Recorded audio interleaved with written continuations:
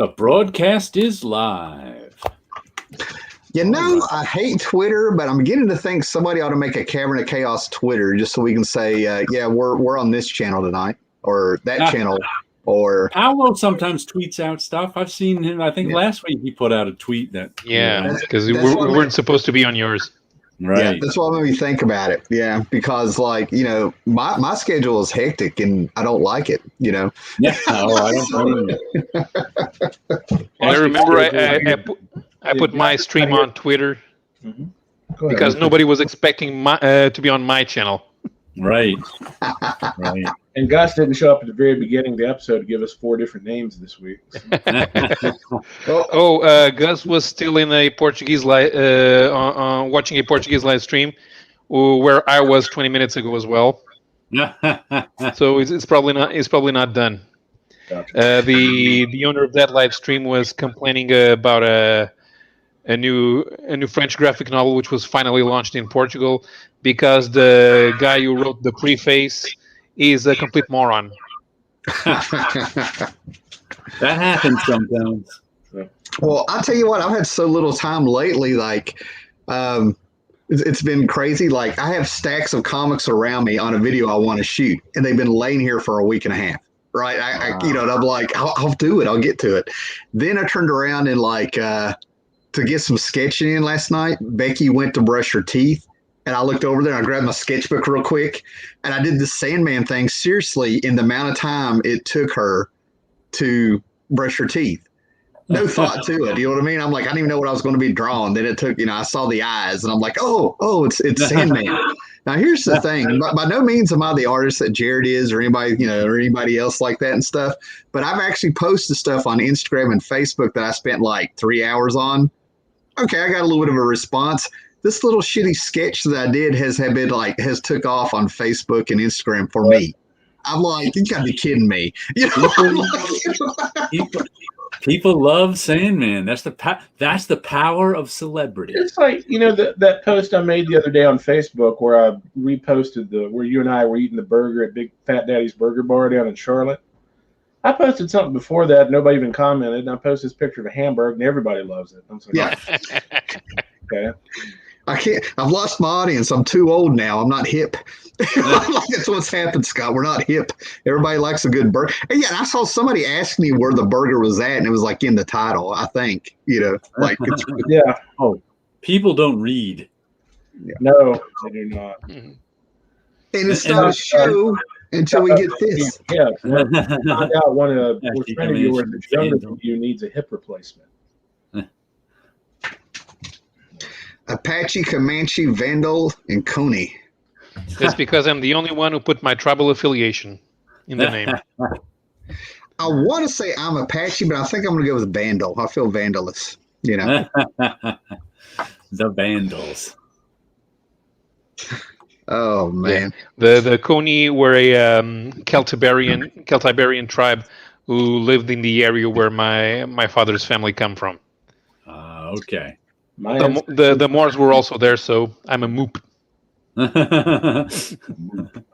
Oh no, it's a Moop. That's a misprint, you idiot. Oh, I'm sorry, you got that wrong. I haven't watched Seinfeld in years, but I watched them a lot in the 90s, so I still remember all that. Still got all that stuff in my head. I just saw the other day where he's going to do a movie about the history of the Pop-Tart. I'm like, oh boy, hold me back. I am kind of. I call Pop-Tarts the most disappointing pastry out there. It's not. It's not that I'd say Pop-Tarts were bad. It's just that if you were to line up a dozen different pastries, Pop-Tarts would be they'd be number 12. And it's kind of a cookie too. If you were to line up a dozen cookies, Pop-Tarts would be number 12. So it's kind of like, I'm always like, because I know people who love Pop-Tarts. And I'm just like, really? Pop-Tarts? I mean, they're not terrible or anything. They're just, there's a lot. They're heavily caloric. I mean, for the amount of calories on a Pop-Tart, you can have a real piece of pastry. Yeah. I want to point out that you're like Seinfeld. I haven't watched it in forever. Then you go into a skit about Pop-Tarts, which is very Seinfeld-like. Yeah, you're George. Definitely. You just cereal behind him. I'm just saying he's just done a whole episode of Seinfeld right there. The Pop-Tart. Yep. Yeah. But speaking of disappointing, Pop-Tarts are the mashed potatoes of pastries. Hey. Enough of your bad mouth and mashed potatoes. You're going to get Scott all worked up and me. And Hal is already turning red. How can you not like mashed potatoes? It's boring. It's hospital food. I think you just haven't had them made the correct way. That's all I'm saying. You can't pour them out of a box and put them and add water. That's all. Like you say, mashed potatoes taste great with gravy. Good. Give me the gravy and the spoon. I'll eat the gravy with the spoon. It's good by itself. I've eaten gravy with a spoon. It's 4-1 against Paolo. I'm pointing the wife as she cruised by with a box. Wait a minute. I'm going to ask you an even more possibly divisive question. Do you like pineapple on pizza? No. Okay. She said yes. The only things you put on a pizza are the same things you put in a sandwich. You have to have pineapple and bacon. She said they go together. Not just pineapple. The pineapple and bacon. When it comes to pizza, I'm not the biggest pizza fan, but I enjoy it. But for me, the ultimate piece of pizza is a plain slice. If they can make a plain slice really good, that's excellent. If the pizza is not so good, toppings. So you just want cheese only? I'm the guy who prefers a meat lover's pizza. I'm going to catch up with the comments because we are getting comments on the food. Yep. We got Comic Crack out there. What's up? Simply Incredible Podcast. He loves the good Pop-Tart. A lot of people do. I'm like, what? I would rather you could get yourself. Oh, they make these chocolate croissants that are just delicious. They're like in every deli in New York City in the morning. These chocolate croissants. They're light, fluffy, freshly made at some bakery and shipped into the bodegas. Yeah. But man, you could get one of those instead of a Pop-Tart. I don't like I'll eat them, but I prefer my Pop-Tart not to have frosting. Comic Crack, when the wife comes back through, I'm going to tell her she's got somebody on her side.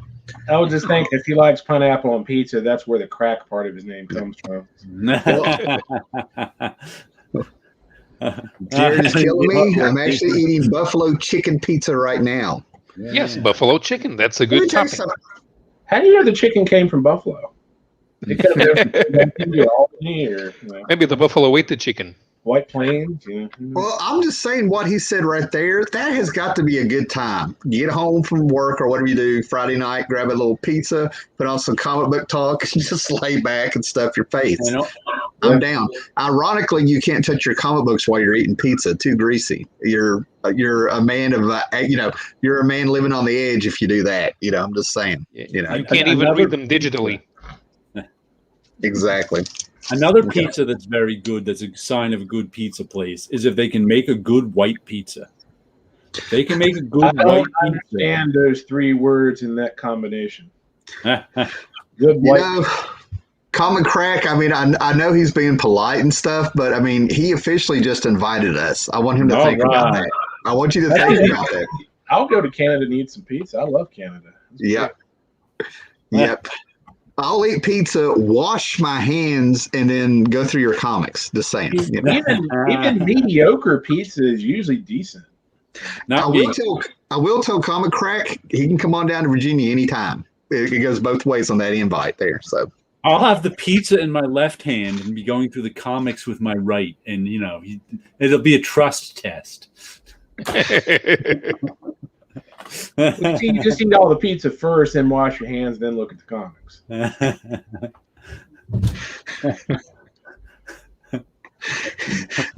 In high school, there was nothing like me being very careful with my comics, stacking them up in the closet because, no comic book bags and stuff. And I was doing pretty good. I found a linen closet in one house in the hallway. They got to stack my comic books up like in a bookshelf. And then after being all careful like that and stuff, I have a cat that climbs in there and gets on top of my Justice League by gifting it to Mantis. Right on top, in another stack, it's got my X Factor, and he has kittens. She has kittens. On my Will's Portatio X Factor in my Kevin Maguire Justice League. It's the cover. It was the cover with Bruce Wayne with Fire and Ice on either side, and they're doing like a James Bond thing. His name is Wayne, Bruce Wayne, you know. One of the strangest comic habits I've ever seen is from my friend Ed. In that usually when you hand a comic book fan, let's just say I hand you a stack of comic books, the Micronauts 1 through 10. Right. I hand you a stack of comic books. You look through them and hand them back. I give them to you in order. You give them back to me in order. That's just the way comic fans, you know, if you get a stack of comics, matter of fact, most comic fans, if you give them a stack of comics and they're not in order, the first thing they do is put them in order. Right on. My friend Ed, he'd always hand the stack back to me and they'd be out of order. And I'd be like, I would just baffle him, like, who does it? And then one time I started watching him whenever I'd hand him some comics. And what he'd do is he'd start looking, and he'd look through them all, and then he'd shuffle them. Like he'd shuffle the stack of comics, and then kind of look through it again and hand it back. And I'm like, I've never seen anyone else shuffle comics. I haven't either. I'm like, what? I'm like, what is that? I've gotten trade paperbacks back, and it's a collection, and it's like 1, 2, 3, 7, 4, 8, 10, 5. And it's the trade paperbacks. They're thick and they're just 10. That numbers run on the side. Tim has been. We can't help it. It baffled me. Like it took me years because this went on for years before I went. I gotta watch him and see what he does because he'd always he'd leave and I'd pick up the stack of comics and I'd be like, I gotta put these back in order. But it's like every comic collector keeps their comics in order, but he would shuffle them after he finished looking through them. I don't know what quirk in the brain makes him do that. Speaking of keeping your comic books in order, I don't know if I think it was the last time I was on with you guys or something like that. I showed some Grimjack that I had. I was going to be reading Grimjack. You know what I mean? And so I decided to, out of the blue that very night, I got on eBay and for like, I don't know, $6 with free shipping or something like that. I went ahead and got the first appearance of Grimjack. The next day, I think they announced the show. You know what I mean? Like I was sitting there thinking, oh, I got right in there. So the book comes in. It took a while. The first appearance of Grimjack right here, right? Mm-hmm. So I get all excited, and it comes in. Then I just like let it sit there for a minute in the box, and then I open it that night. I'm like, well, I better put it in my app so I know that I have it in my comics and stuff, right? And I open it up, and I go through there, and it's like it's already in there. And I already have it somewhere. I've done that. Of course. Oh yeah, that's what gets me. I was just sitting there like I've had it. I never knew, you know. Speaking of Star Slayer, somebody at B&D sold 2 original Tim Truman pages the other day as a regular page and cover. Guess how much the price was for both of them combined? I have no idea. Was it one was a cover? One was a cover. For Grimjack, did you say? I'm going to imagine no, for Star Slayer. It was I'm going to imagine it's something insulting. It was done by it was done by Tim Truman. $200, Comic Crack says. I was about to show that. $75 for both. $75. Oh man, I didn't see it. I would have bought those ones. Holy cow! I told a couple that's absurd. They'd already sold by then, but they could have made over $1,000 easily. Oh, yeah. It's funny. The last thing I got on. First time this ever happened on eBay to me. I ordered sometimes I go on eBay and order old slides or old film photographs from like however many years ago, and I kind of get them, scan them in, and make something out of them myself. So I was looking through the negative section, and I found some guy who sells Hollywood memorabilia. And he was selling some like paparazzi slot. They're not quite paparazzi. They're some slides of it was Mini Driver at like a Hollywood opening, and I was like, oh, maybe I can do something with it. They were only like I think $12 or whatever. So I ordered them, and keep in mind this guy's got 10,000 positive feedbacks, and like 2 negative feedbacks. So like I just was like, cool, I'll get them. And then of course they were buy it now. I bought it now, and he just didn't. He first time this ever happened. It looked like it said he made a label for them, like he was gonna ship them, and then just never shipped them. And like a week, 2 weeks later, with you can go and read the tracking, and there's no actual tracking number, but it says I could tell it hasn't left the store. Right. So finally, I finally have to email them or write them on eBay. Say, hey, what's going on? Da, da, da. No response. Didn't hear from him at all. Finally, I had to say to eBay, hey, what's going on here? And they're like, all right, we'll give them no response from the guy whatsoever. And eBay refunded me my money. I'm like, what? How does a guy with 10,000 positive feedbacks? There wasn't any kind of a notification he was on vacation. No, nothing. Yeah. Just didn't send them. Just pretended he sending them, and then just didn't send them. I was like, what? I've been pretty lucky with eBay. I've never really had anything go sour on anything. And that's not even really sour because eBay refunded me my money. But I was just like, it's just baffling to me. I'm like, how does that even happen? How does a guy with 10,000 positive feedbacks just not even bother? Don't know. Baffling. Unless they're sitting in a post office and they haven't been processed. No, they never made it to the post office. Gotcha. You can tell. Like I had one, I bought some old postcards as a present for my mother. And they sat in some Pennsylvania post office for like 2 weeks. So I finally contacted the person selling them to me, and they called up their local post office and said, what's going on? And they sent them out. They're just sitting in the post office for no reason. All right. So I don't do much Twittering, to jump in here and out of help, but Watchmen has finally reached the point where I think I don't think it can be commercialized, ripped off anymore. I think we finally have reached the peak. The Watchmen babies are here? No. Okay. Wendy's, the restaurant. Wendy's. Okay. The restaurant. On Twitter, they made a Dr. Manhattan picture of Wendy and put her on the moon, overimposed her right on the horizon of Dave Gibbons's Mars. Yeah. And it says something. I'm going to have to look it up. I think I took a screenshot of it. And and she's talking in the cadence of Dr. Manhattan. Like, I'm tired of everybody's freezers with their burgers in them. It's trivial, stuff like that. So DC actually replied back to him, DC Comics. Okay, then I didn't find this. One of my friends through Facebook said, you got to check this out. And then they messaged me again about 3:30 today to say CBR put it on their news. Comic Book Resources did an article on it. So I know the guy that found it before it made an article. All right. So Wendy's Twitter feed is always doing jokes like that about all kinds of different stuff. So that doesn't surprise me. Yeah. Should somebody tell Ellen Moore? What was that?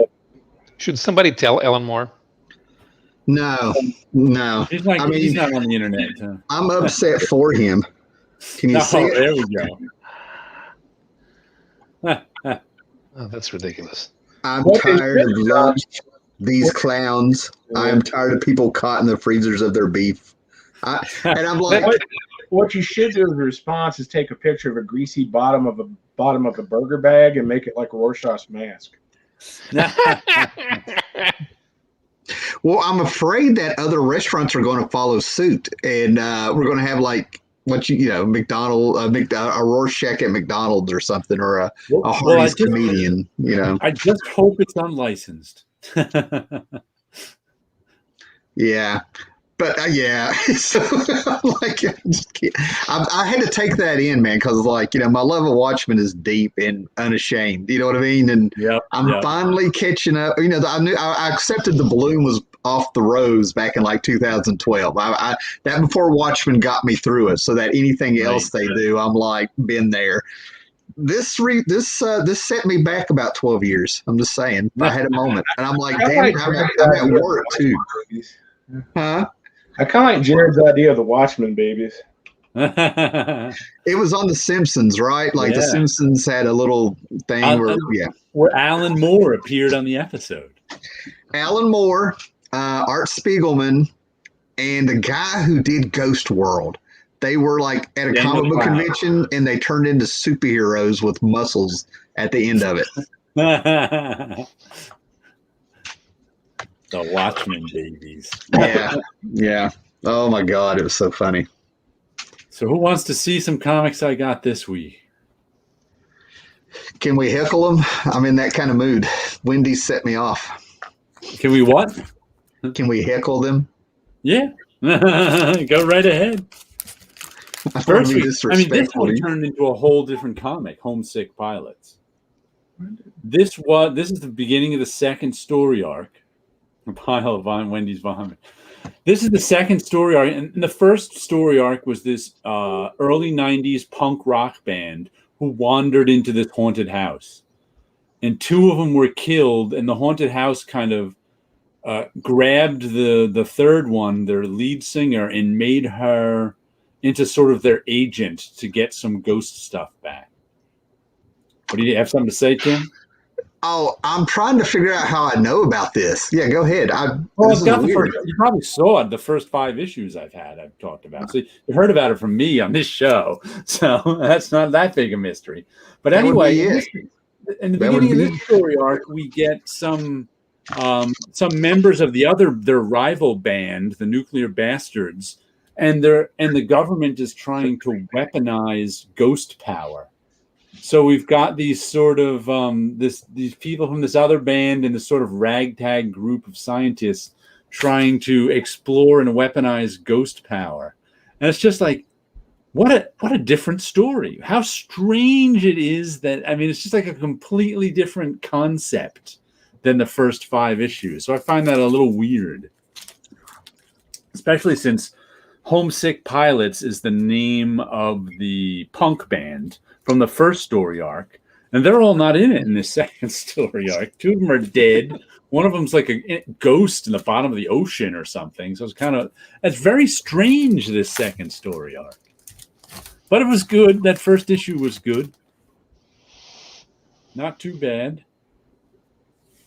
Mm-hmm. Nice. Nice. I showed you my comic. I got that Star Slayer 10, and I think that's about it.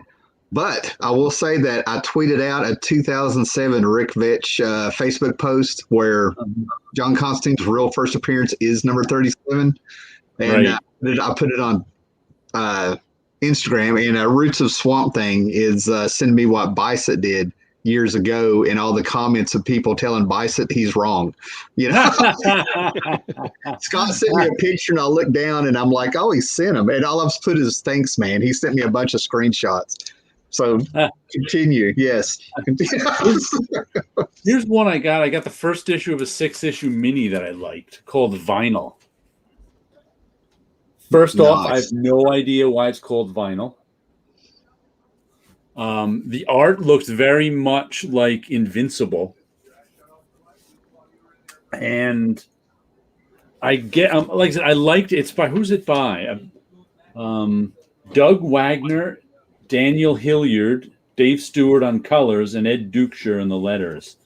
But it's a really strange story about a retired FBI agent who's still doing a little freelance contract work with the FBI. So he's trying to befriend this serial killer to get information on this serial killer. In the middle of this ex-FBI agent and the serial killer having lunch, this crazy lady and some of her goons who have a beef with the FBI agent basically grab him and take him away to kill him. Meanwhile, the serial killer thinks this FBI, he knows this FBI, he somehow knows this FBI agent is an FBI agent, but he still thinks he's his friend. So he's like going to the crazy lady. He shows up at the crazy lady's house and is like, I don't want you to hurt my friend. So he starts killing the crazy lady's thugs. And that's kind of where we ended on it. It's really a bizarre one, but a lot of fun. So check out some vinyl. Got a nice cover too. I enjoy this cover. Where is it? Let's give you another look at it. I don't know why, but it's just got good colors. Crazy. That's the serial killer guy. Nice colors. Nice composition. For a cover that's just a guy sitting there, it's well done. Nice. Very, and the face is very symmetrical. Very. Yeah. It's just, good stuff. Good. The cover. That isn't one that I put on. I actually read a preview for it in another book, and the preview was just kind of like, eh. And then I saw the cover and was like, I got room for one more. and here's the question I have for you: how much Spawn is too much Spawn? Really? Well, I missed my chance to order King Spawn because Gmart apparently did it a week early. I guess people, they ended the pre-orders a week early than what I'm used to, and I guess it's on that. So, is there too much Spawn? I don't know. Is there? I would say 64 pages of Spawn is too much Spawn. I mean, it's not terrible in any way. First of all, I like the Jim Chong artwork. The Jim Chong artwork is very nice, very well done. He's drawn a lot of stuff over he's been drawing stuff for 20 years, so it's good stuff. Let me show you a little of it. And he did a lot of pages. It's just that Todd McFarlane, and there's some Brett Booth in here, and some who did I particularly like? What's this guy's name? There's one guy that he said he found on Instagram. And Todd McFarlane says he does go to Instagram looking for new artists. I've heard Steven Segovia. He did Medieval Spawn, I think it was. Let me get this layout off. There we go. And he did a nice job with his stuff. There's sort of a pinup page, but he did a nice job with his stuff. So he's got some good artists working with him. It's just the story is tedious. I mean, holy cow! And I got to tell once again. Let me see if I can find the page. It's first generation Image. It was never about the story. He's not going to Instagram looking for writers, sir. If he's ever got any pertinent information in pages like this, I'll never know. Because I skip right over it. Those he's still doing the newscasters? Oh my God, it's been 32 years. No, wait a minute.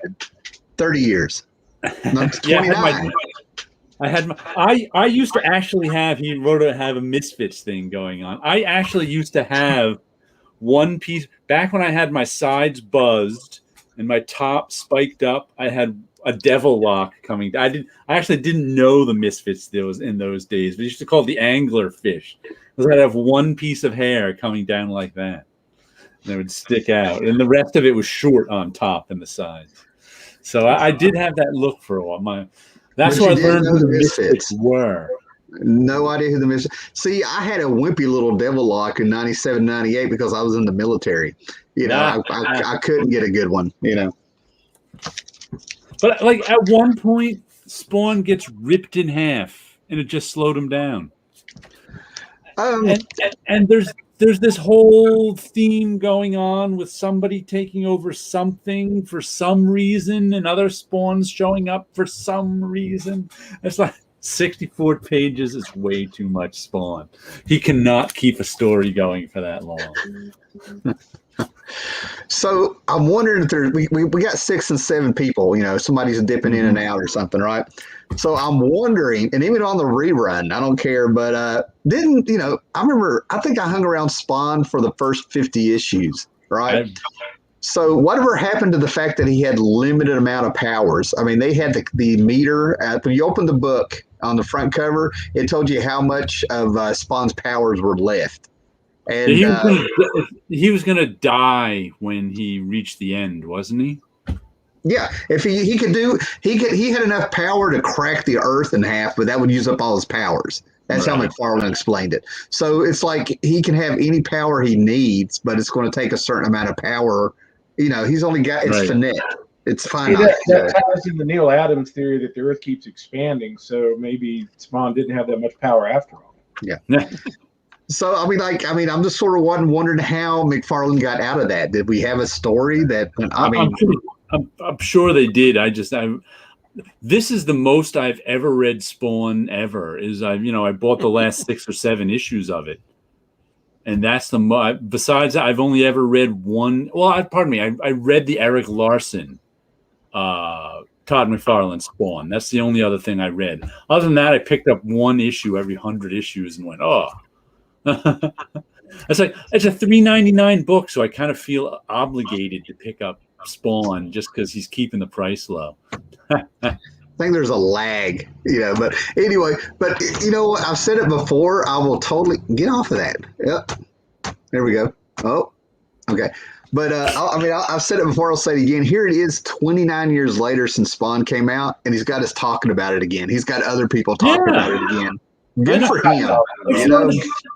It's one of the best-selling comics again. It shot up. I think I'm not quite sure what it was, but part of it was it's being returnable.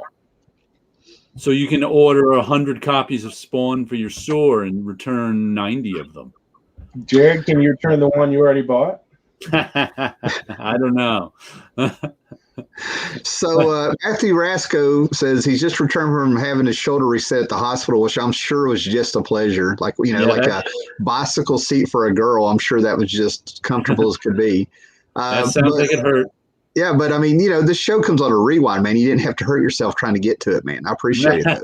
I hope he's okay. And he wants to know what the skinny today in comics is. Rewind about 10 minutes and you'll find out that Wendy's, the restaurant, has abducted Dr. Manhattan for real on their Twitter. Yeah. That's the most important thing that's happened in comics to Tim. And Warren Ellis is back. Yeah. And here's another one that I really have to learn the names of the guys who do it. Issue 44 of Manifest Destiny.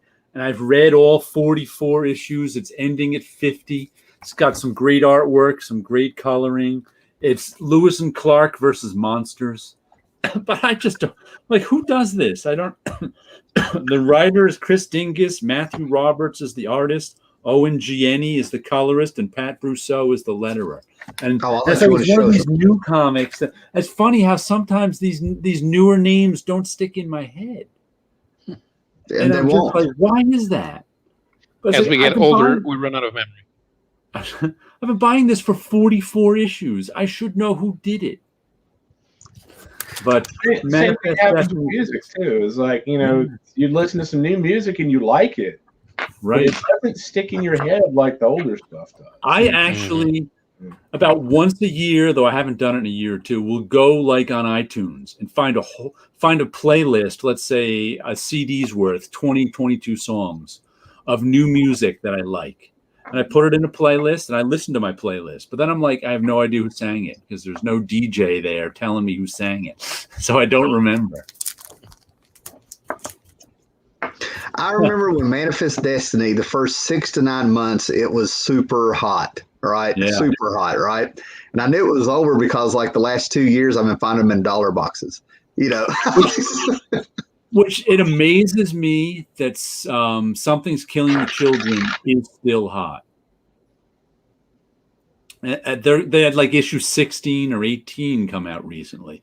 And usually for indie, it's like Manifest Destiny. It's hot for the first 6 or 8 issues, and then it just no one cares. Yeah, after Walking Dead, it was like Saga, and then there was some other hot book, and then it was Something's Killing the Children. I even heard a little bit about five kids walking to a bank or something. That one was big with everybody on YouTube, and that was big in the YouTube community in the day.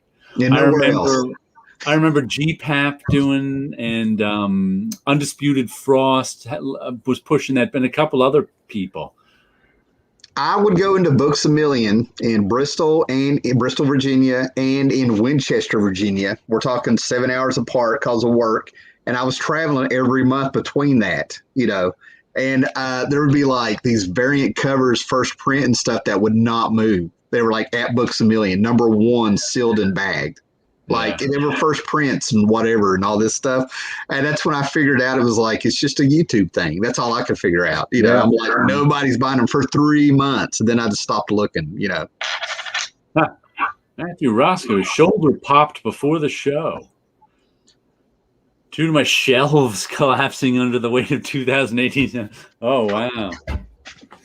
See, now I'm nervous. That karma's going to get me. I made light of it and he's going to have a Miami condo of comics collapse on him. Seriously, Matthew Rasco, go to Twitter right now, get on Wendy's restaurant, and you're going to see the Dr. Manhattan Wendy with DC Comics replying to her. You'll see. It's a real thing.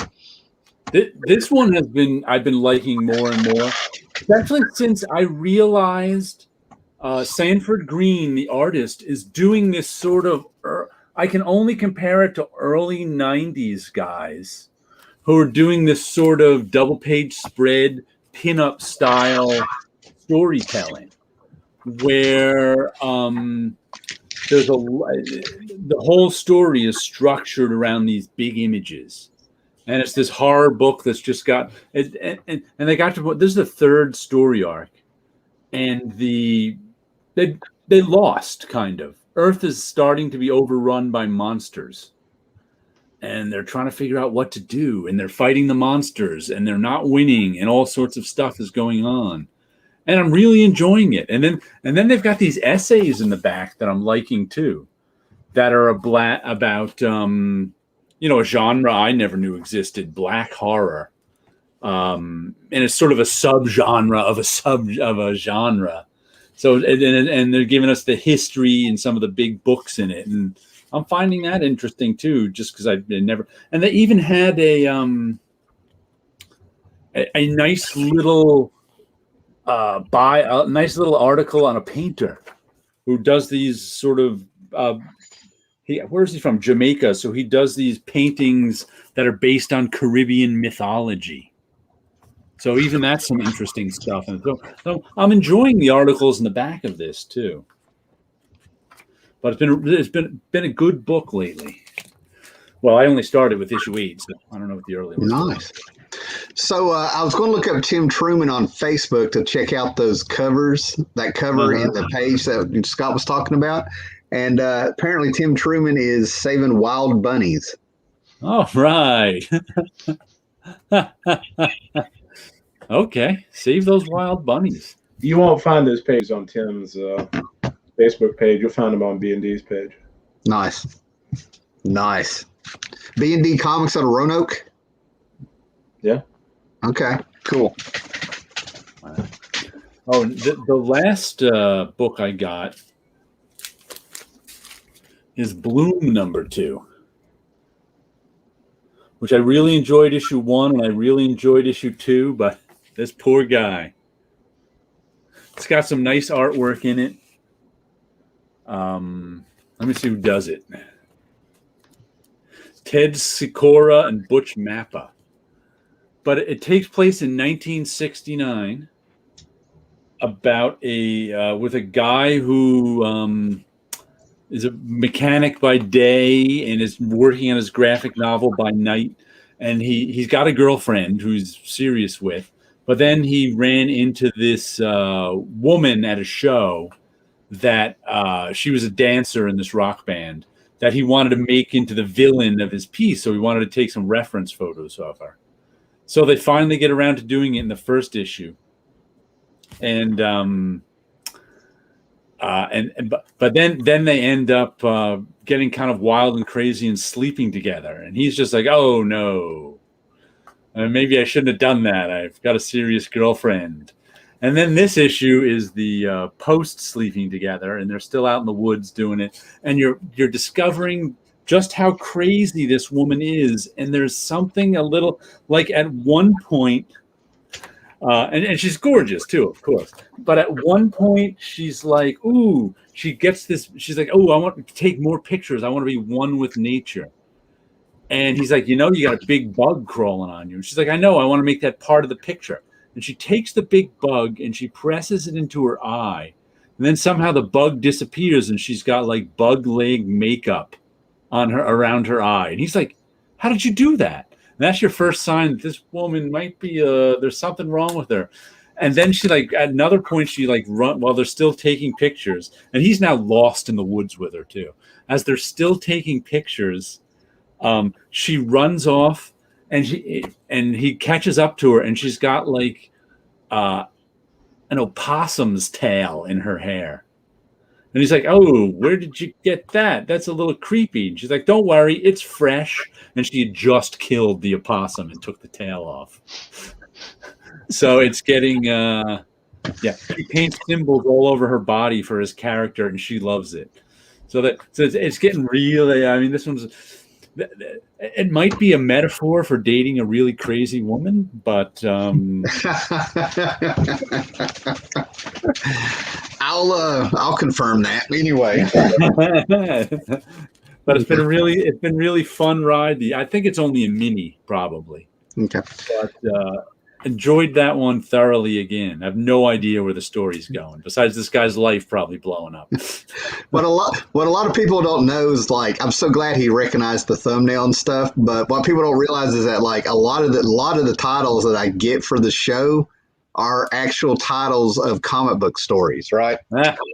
So I've got my Legion run here, for these books.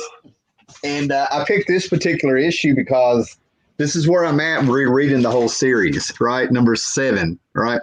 And I've talked about this Legion book before. Like, it's a solid comic book run. And there may never be any keys in it or anything, right? But they get to be more brutal. Like Lobo gets to be Lobo and kill and rip people apart and stuff, right? And they finally show that when you cut Lobo, every drop of blood grows up into another Lobo. And what I love about the cover, it looks like she's just pissed off going after somebody. Well, she's raping Burl Docks. She's gone into some kind of, I don't know. She's stealth here is sort of going into a hormonal state where you were talking about crazy women. And she's ready to have a baby, and she's pretty much raping Burl Docks in this. Pins him to the wall. So she's going into Ponfar?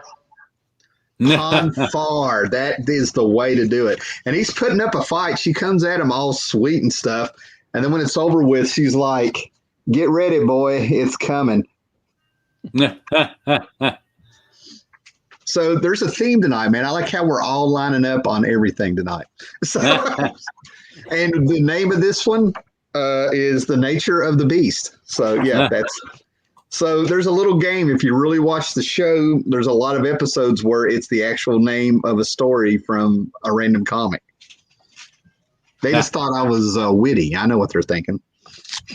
And I had to point out, we were joking about this one on Facebook this week because I took Batman Hush out of the library, which I haven't read since I bought this when it first came out. I bought the issues when it first came out, but I sold them a few years ago. But I've forgotten all I remember about it was okay, but I've forgotten how goofy it was. And this once again proves my point that there are two different Batmen. There's Batman in a solo book who's just Batman, and there's Batman in the JLA who's like Batman super genius. This guy is not a super genius. In the very what was that? Is Scott talking? His mic's off. Is he talking? His mic's off. Mic's off if you're talking. Sorry, I was muted. I said, compared to the rest of the JLA, he is a super genius. But like in the very first issue of this, Batman is chasing Catwoman. They're both on their ropes swinging through the city, and somebody cuts Batman's rope. And what does Batman do when someone cuts his rope? He gets another Batarang and, saves himself. And this, he just falls. He tries to grab onto a gargoyle, and misses and falls, and he hurts himself so badly that like Bruce Wayne they have to say Bruce Wayne is in a car crash and is in the hospital for 2 months. And it's like, what? Batman fell off his rope and he fell right into the middle of an alley filled with criminals. Well, like all of a sudden there were these skeevy looking criminals who all were ripped because Jim Lee drew them. I guess criminals have time to work out in the gym. With broken teeth, and they were like, Batman, he fell right into our laps. We can kill him. Now, Tim, tell us about your favorite part. Oh, man. Well, let me get a little background there, right? When that book came out, I was actually, the only place I could find Batman to buy in the town I was in was at a movie gallery where you were still renting VHS and DVDs. Thank you very much, right? And I couldn't believe it. They had them right by the counter. And Jeff Loeb, basically Hush is really just a Batman moment and another Batman moment that he always wanted to see. Like he's going to answer questions that people always had, like how come people don't take Batman's mask off when they beat him up and he's passed out? So after he fell stupidly, like Jared said, from the rope and hit the ground, he just happens to land in an alley with a bunch of thugs and hobos who walk up to him. Yeah, and they walk up to him. They're like, "Oh, it's Batman!" And their first instinct, correct me if I'm wrong, I haven't read it since like 2002. Their first instinct isn't they get help and help him. It's like, let's see who he is. So they take their finger to lift his hood up, and magically on his cheekbone, a little door opens and it squirts gas and acid on him or something. 4 little doors. Let me show this to these are the guys in the alley. Look at those Jim Lee that's the alley he runs into with those guys in it. Oh, look at me. And let me show you the gas. See, when I saw those guys, I thought Jim Lee had read some Mr. Miracle Hunger Dogs or something. He was getting some Kirby going there. There's his on the side of his head. It is 4 gas jets open up and gas the guy who's trying to take his mask off. That's just like, what? Let me tell you why it took me out. I mean, I was excited about this. You know what I mean? I was like, oh, this is going to be good. We're going to get some things with Batman we've always wanted to see. I have a VHS tape from 1994 of me at Fort Leonard Wood, Missouri, getting tear gassed at 35% of tear gas potency. Mm-hmm. Gas doesn't work where you point it at somebody and it just gets them. Okay, so I have pictures of me in 1996 in the Mojave Desert coming out of the tent, and you can see the gas fuming off of me still, and you can't touch anything. You cannot point gas from your little cheekbone and throw it. It was the side of his head. It was his temple. Yeah, and then I was thinking about all the fights Batman have been in, and nobody has ever punctured the tear gas. You know what I mean? I was like, this is going to be stupid. That's what I was afraid of. I was like, this is going to be stupid. Yeah, I mean, if you're swinging on a rope, what's the likelihood of the person being at the anchor point for the rope and having something that's sharp enough to cut whatever that rope can withstand? I think he shot the rope with something, or why didn't he just shoot Batman? I don't know. Let me see. How did he cut the rope? Batman's real superpower, and it's been documented, is that he's always prepared. You know what I mean? A rope breaking is not going to take him down like that, and it did. Yeah. And it's like he's always prepared, but he doesn't have a second rope. All right. We have Matthew Rasco. I've always enjoyed the Brennett Dixon Batman. Yeah. Craig picked up Sweet Tooth. I found the first issue for something like 85 cents, and I think it's worth like $40 now because of a Netflix show. Mastodon Comics is here. What's up? Comic Craig has nothing to do or anything going on right now. He just wanted to share. Sweet Tooth, he was telling us. Simply Incredible Podcast has some pizza he can share with you. All right. Grant Morrison called his Batman and JLA with a cape. That's who he was, and somebody just threw like another batarang or something, and it cut his rope. You don't even see what it was. A guy who can hit a wire at 50 feet with, I don't know, a boomerang or something. Yeah. Well, Tom Bagley has me going to have to look up some more Wagner Batman. His last Grendel issue was horrendous. One of my friends sent me a link to read it. So I'm going to go back to the good Matt Wagner stuff. So anyway, go ahead, man. Let's go ahead and let's keep destroying Hush. He did that Matt Wagner, the last two issues were really good. And then he threw this Donald Trump joke in. And it was just kind of like, why? It was flat on the ground. It was stupid. It really was. I got nothing against Donald Trump jokes, but why did you make?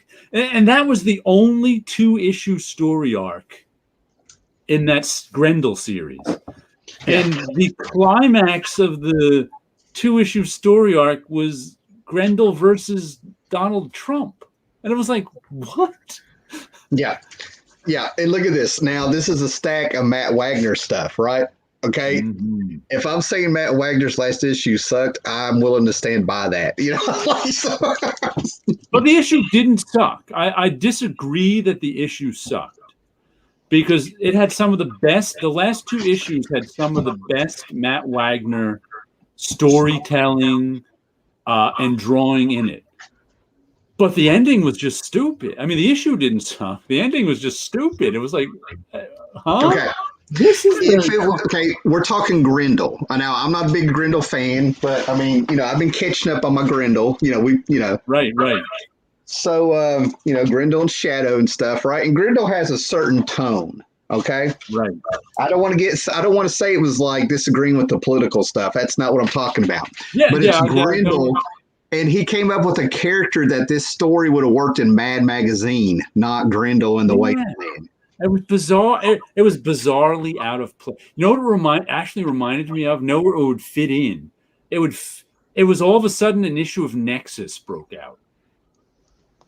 Because if you read some of those, because he always had strange political stuff going on like that. Matter of fact, now that I think back on it, that the way he even drew like the little alien Donald Trump reminded me of some Steve Rude because Steve Rude always had, Steve Rude and Mike Barron always had like in Nexus politicians in it, and they were always kind of small and crazy. I don't remember any specific politicians, but they were all sort of general, and it actually would have fit in. Ross Perot. Yeah, that's right. They may have even had Ross Perot, and it would fit in Nexus only because he had tons of crazy alien stuff going on all the time. Yeah, that's what it just seemed so out of place, and it was the climax of the story. Yeah, and he also weirdly because the story was about. Great example of people making fun of modern comics for being in Hush. Oh yeah, being outlandish when they praise the Silver Age. Yeah, this is as outlandish as any Silver, but they're taking their outlandishness seriously, kind of. Well, the fact of the matter is some of the things we're pointing out is those Silver Age books didn't really have things established to where know that they could deal with it. Batman's had his rope break. Batman's fallen from buildings. For like 30 years that I can think of. You know what I mean? Like, I'm sure Detective Comics here and there, and they open up with that. You know what I mean? Like, I don't know. That's the problem. What was also especially weird about that Grendel, like I said, and I really liked the issue before. It was really well done. But like the whole story was because in the Grendel Devil's Odyssey story they're doing now, it's almost like Star Trek. He's looking for a place for his people to settle, so he's going from planet to planet to see if he can find a place, and he's kind of exploring, seeing if anyone's there, exploring and each issue was a different planet, it was a different story, and this one was actually 2 issues. And in this one, what was strange about it too was he landed on this planet where people settle things with a fight to the death. See, and in the 80s, which I posted on Facebook, we did it with dance. So that tells you how dangerous this is, So if you have a dispute in this society, you have a dispute in this society, you can challenge someone to a fight to the death. In a gladiator setting, okay? Yeah. Big desert gladiator setting. We left Palo. And there was some subtlety to it where, you could hire a guy, this and this and that. You could not fight and you lose it, blah, blah, blah. And he's kind of involved in, but he's also, there's nothing that can hurt him on this world. He's already determined. So, but then for some reason, he decided to he wanted to abolish this part of their society. He said to himself, you know what, if my people are going to move here, I mean, I have to abolish this. So he walked around trying to abolish it by going to different sort of games and just kind of winning. And it was like, and I remember saying to myself, Paolo got Thanos snapped. And I remember saying to myself, well, I don't understand how this story is going to end.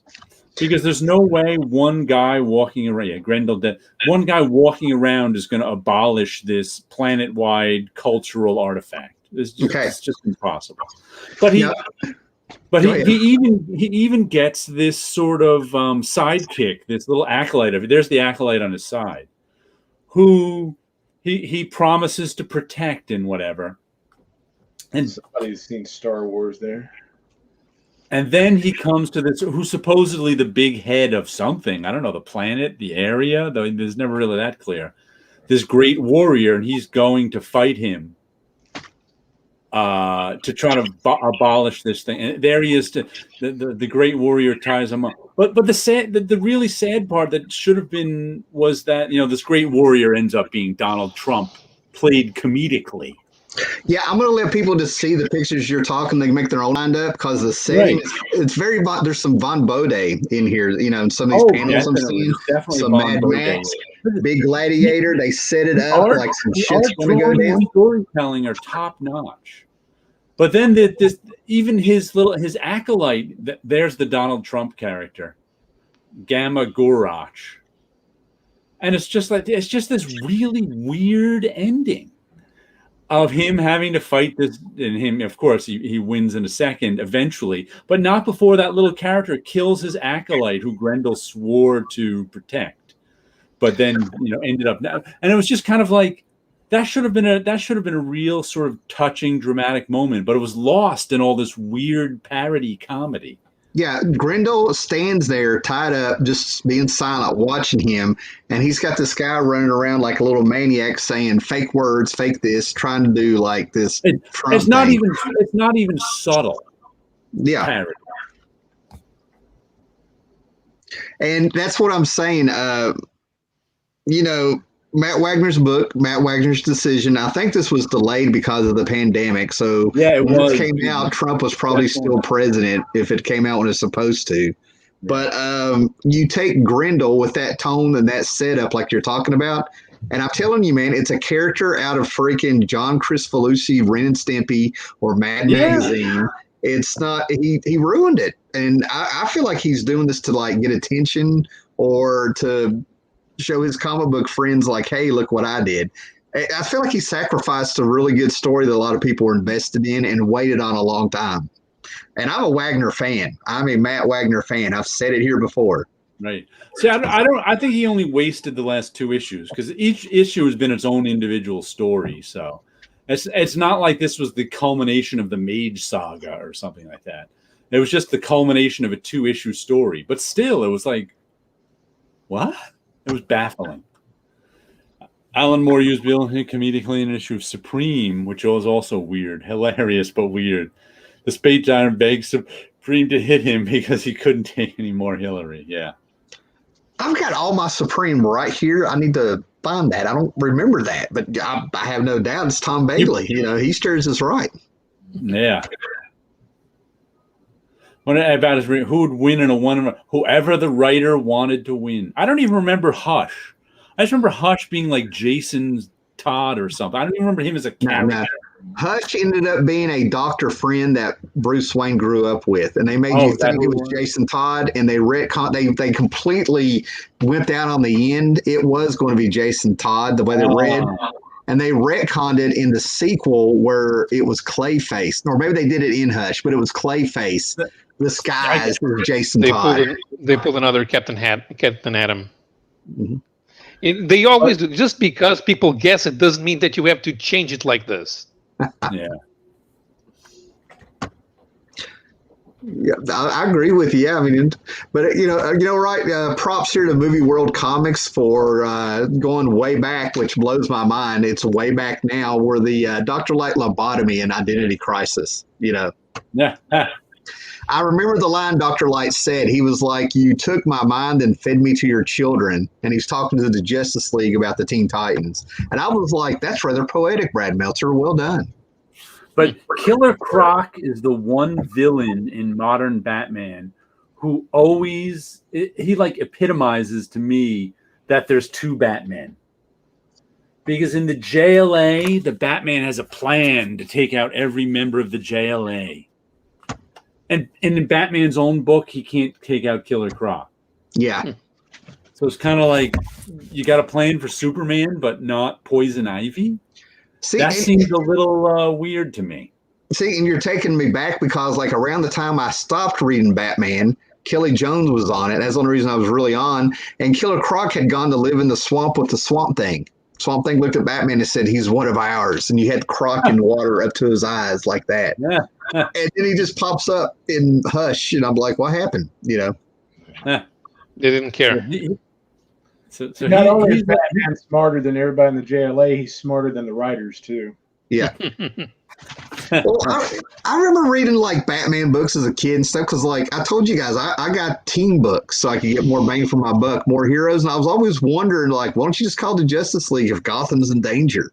I mean, I don't think I was the only one. You know what I mean? Wonder Woman got in trouble in her book. Well, why don't you call the Justice League? You know, I remember. I wasn't the only one doing it. In the Justice League, own pocket universe where the rest of the DC universe doesn't exist. Yeah, the story, but they tried to explain it in the Justice League stories because Superman, when Batman tried to say he wasn't going to a Justice League meeting because he was busy in Gotham, and Superman says, "You need help? No, don't come here." Don't come here. The story I've always wanted to read. There's sort of a cliche in comics and storytelling. And the last time, I haven't read it in a while, the last time I remember reading, probably because I don't read a lot of mainstream superheroes, was back when I think it was Straczynski and J.R. Jr. were doing Spider-Man.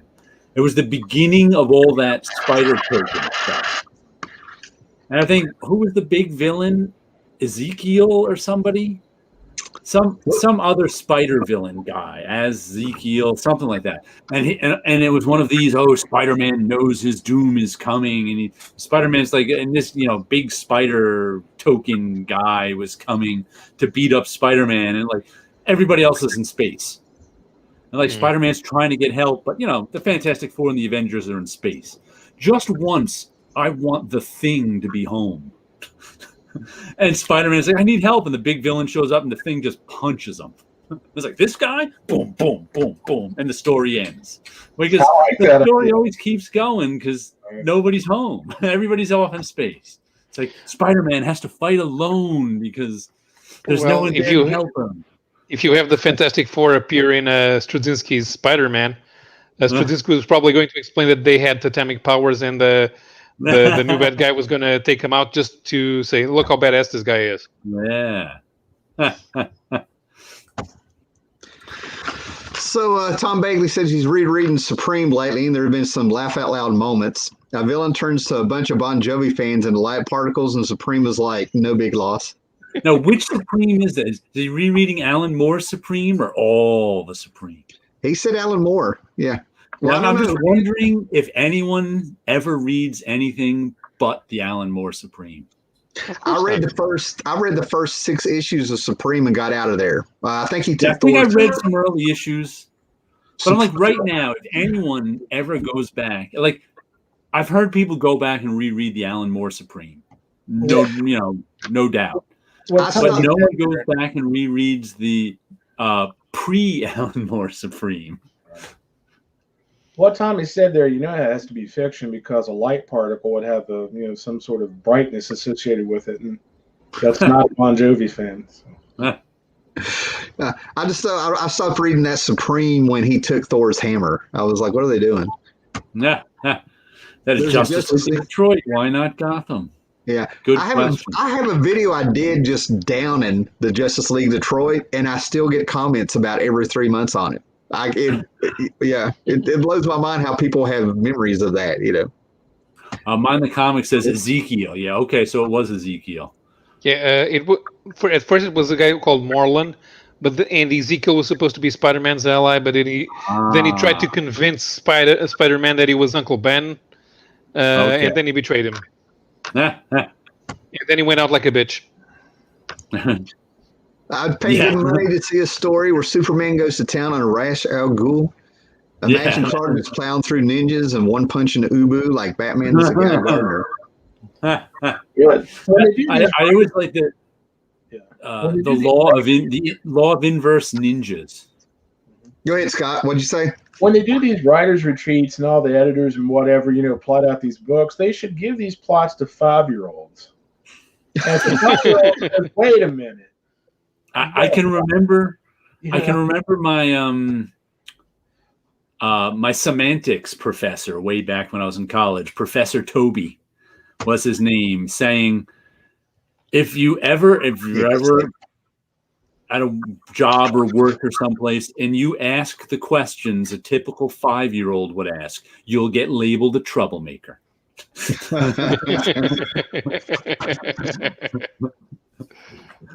And I found that to be true.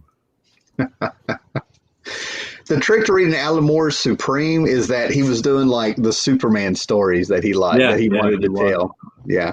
And I've read some of it, but not all of it. Yeah. And it's not easy to find these days. Huh? It's not easy to find these days, I don't think, Alan Moore's Supreme. No. Yeah, I'm trying not to jump up and go pull them off the shelf. I have them all. But Eric Larson did the last Supreme story that Alan Moore wrote like a decade later. They were okay. Yeah, but I don't have to say anything because after Eric Larson kept it going, and I agree with Tom Bagley here. It was. I don't think it was a big mistake because no one cares about Supreme. I thought it was okay. Yeah. Didn't who else did? Didn't Tula Lute and Warren Ellis do some Supreme? Because I don't know. That was the first time I saw Tula Lute's work. I think it was Supreme. It's possible. Warren Ellis was all over. That was after Eric Larson's. Yeah. They did a miniseries called like Supreme Blue Roses or something like that, a Blue Sunday. Well, they sort of picked up with I'm trying to think what it was called, Awesome Entertainment or something. They brought back Youngblood and they put Suprema in there. So there's a thing about the 90s where Eric Larson was getting kicked out of Image, and then he started this with Jeff Loeb, and then he did this over here, and then there was the Fighting American. Then he was like, hey man, I got Alan Moore. It's kind of hard to follow. And Alan Moore wrote those Youngblood issues. Only 2 or 3 came out. And I think and I don't remember if the second one came out. I remember that he solicited up to number 8, and he forgot to pay Kurt Busiek for the new plots. Whoops! And MC Squared just said, "Didn't it get all meta toward the end?" I think the Warren Ellis Tula Lute Supreme really did. It's like if you didn't read the Alan Moore and Eric Larson Supreme, there was no way you were going to understand the Tula Lute Supreme. It was just like that deep into weird Supreme lore. Oh no, where'd they go? We lost something. Well, let me show you one thing I read digitally this week that was good. Oh yeah, the 2012 version. Did it go all the way back to 2012? Let me see here. Let me open up Hoopla because I read some digital stuff. Someone just happened to say like there was one guy I saw on YouTube who's happened and a comment mentioned this was good, and I was like, I'll give it a try. Let me see. It's the James, it's Felix Leiter. James Bond, Felix Leiter by Robinson and Campbell. Which Robinson? I think it's James Robinson writing it. And it was good. It was, come on, where's freaking credits page? Where are you? Oh. I think it's James Robinson and somebody Campbell. Kurt Swan at the end of his career was hunting for money, and that's why he actually did some stuff for Penthouse Comics where he had a Clark Kent like character actually like sleeping in a bed with Lois and stuff. Penthouse Comics paid really well. Go to Mark Evanier's page and read about him talking about Penthouse Comics.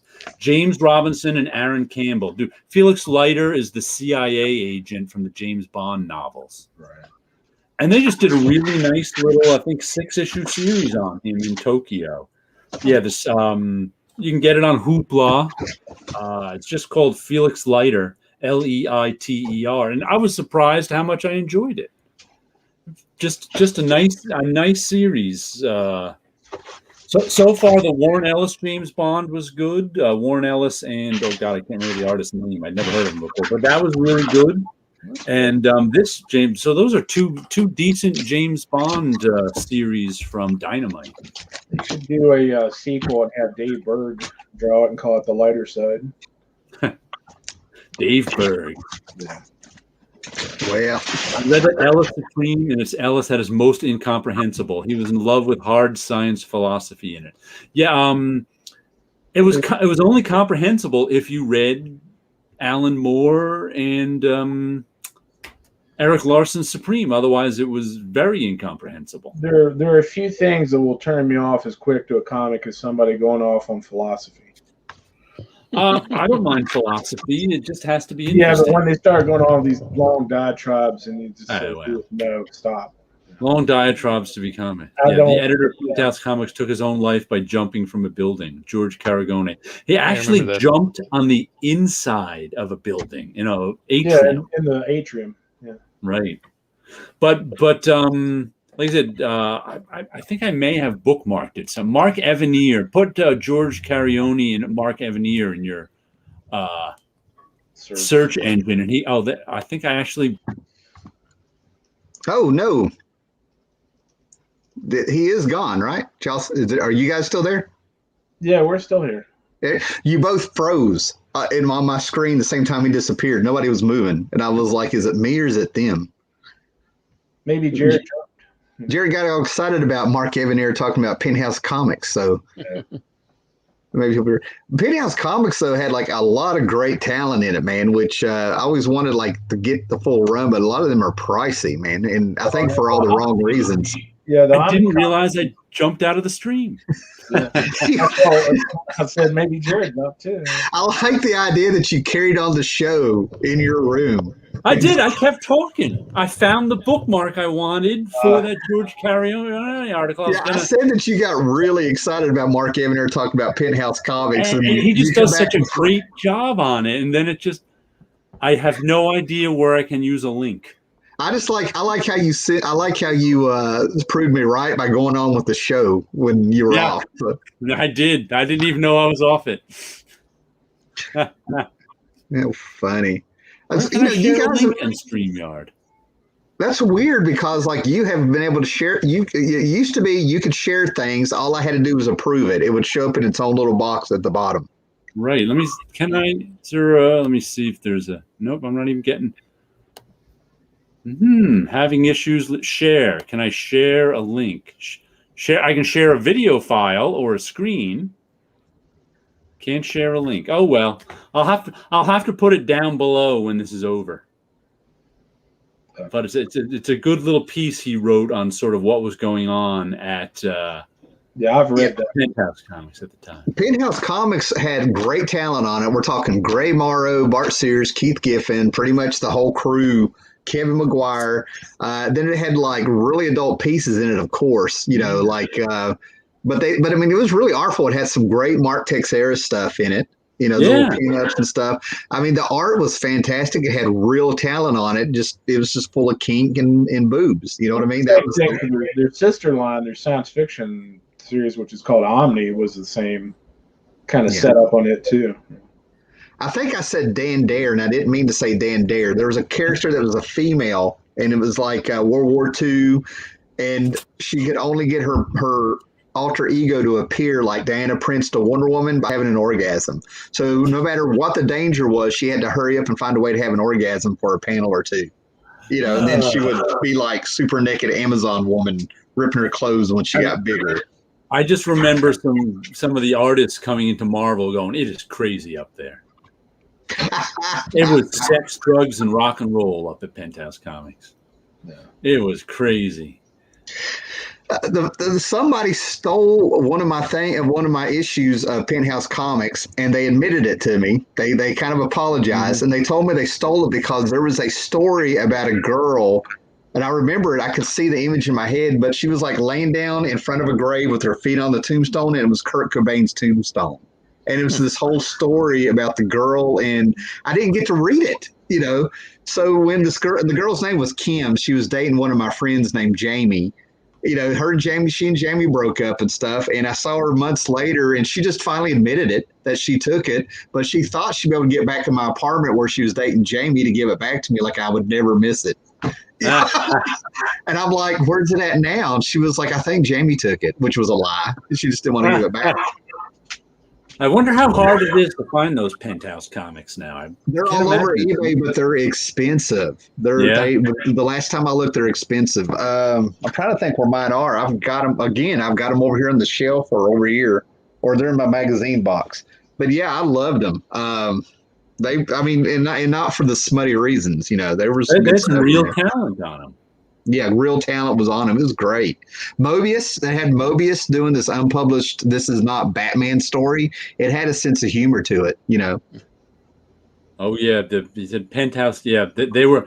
That's one of the things. They were going through money up there like crazy. That was that was one of the things that led to George Caragone killing himself. I met Keith Giffen a couple years ago at Heroes Con, and I swear I wish I'd asked him about Penthouse Comics now. I met Bart Sears at Baltimore Con with Charlton 66. I wished I'd asked him about Penthouse Comics now. Where was my mind? My mind. I wonder how much was written about. I wonder if anybody has ever done like a T.O. Morrow's article or issue on Penthouse Comics. Because I imagine there's a lot of stuff to be mined there. I can't see Tomorrow Publishing touching that, to be honest with you. I can't either. But to me, there's a big juicy book right there. And I don't remember Wizard talking about him either. No. You know what I mean? That was too highbrow for Wizard. Yeah. I only remember, behind the scenes people talking about Pan. I only remember them talking about it. But then, complaining about, not realizing they turned around and published Arrow's comics. Yeah. But I'm pretty sure they're in this box beside me, man. And like, I wouldn't care to, I've thought about showing them before on YouTube and stuff, but you can't turn a page without seeing something explicit, Mm-hmm. I mean, when Keith Giffen came, and to be honest with you, as much as I like Keith Giffen and that whole crew, they when they got on there, they really went lowbrow with it. They actually had a Godzilla with a giant scrotum. They took foreskin and turned it into like a giant Godzilla like monster, and they had an actual vagina that went and used the Eiffel Tower in ways I will not describe here. Yeah. Wouldn't that be the Awful Tower? Not for the monster vagina. No, the kaiju gina, if you will. Yeah. To answer Tom Baker's question, Omni Comics was the sister line to Penthouse. 62 Lefty Blues with some Mobius. Two sides. Oh, with the two sizes, yeah. It started out being like, if I remember right, almost comic book size, if not a little bit smaller, and then it just went to like heavy metal magazine size. But I didn't know they were coming out at the same time in both sizes. I got you. Yeah. Oh, was Omni Comics an offshoot to Penthouse Comics? I really don't know. It was the line. It was the science fiction equivalent. Okay. Did it come out at the same time? Yes. Early Adam Hughes are in it too. Yep. There wasn't that early Adam Hughes, was it? His first issue that I know of was in the late '80s on Justice League number 32. And mine's actually signed. I found a back copy of it to replace the one that the guy that had the kittens on it. No, I'm playing, but I got another issue of it and stuff when I ran across it because it was Adam Hughes' first issue, and he actually signed. It was already signed inside. Wow. And Mind the Comics wrote a couple of scripts for Brazilian Porn Mag. Oh, they went bankrupt. Oh, well. Kill yeah. Do we have any more? Okay, yeah. I think I might be caught up. Let me look here. Came out in 1994. 1994. I guess that would be fairly early, Adam. Not I don't think Adam Hughes was a superstar by 94. Okay. No, he was well known as a cheesecake artist by 94. Okay. Or was it 1994 where he became the cheesecake artist because of Penthouse Comics? No. That's why Penthouse Comics hired him. Right. I think he was pretty well known. I mean, of course, not with 25 years of work behind him, but with 5 years of work behind him. Gary got a commission from Adam Hughes back in the 90s, and he still hasn't got it yet. Right.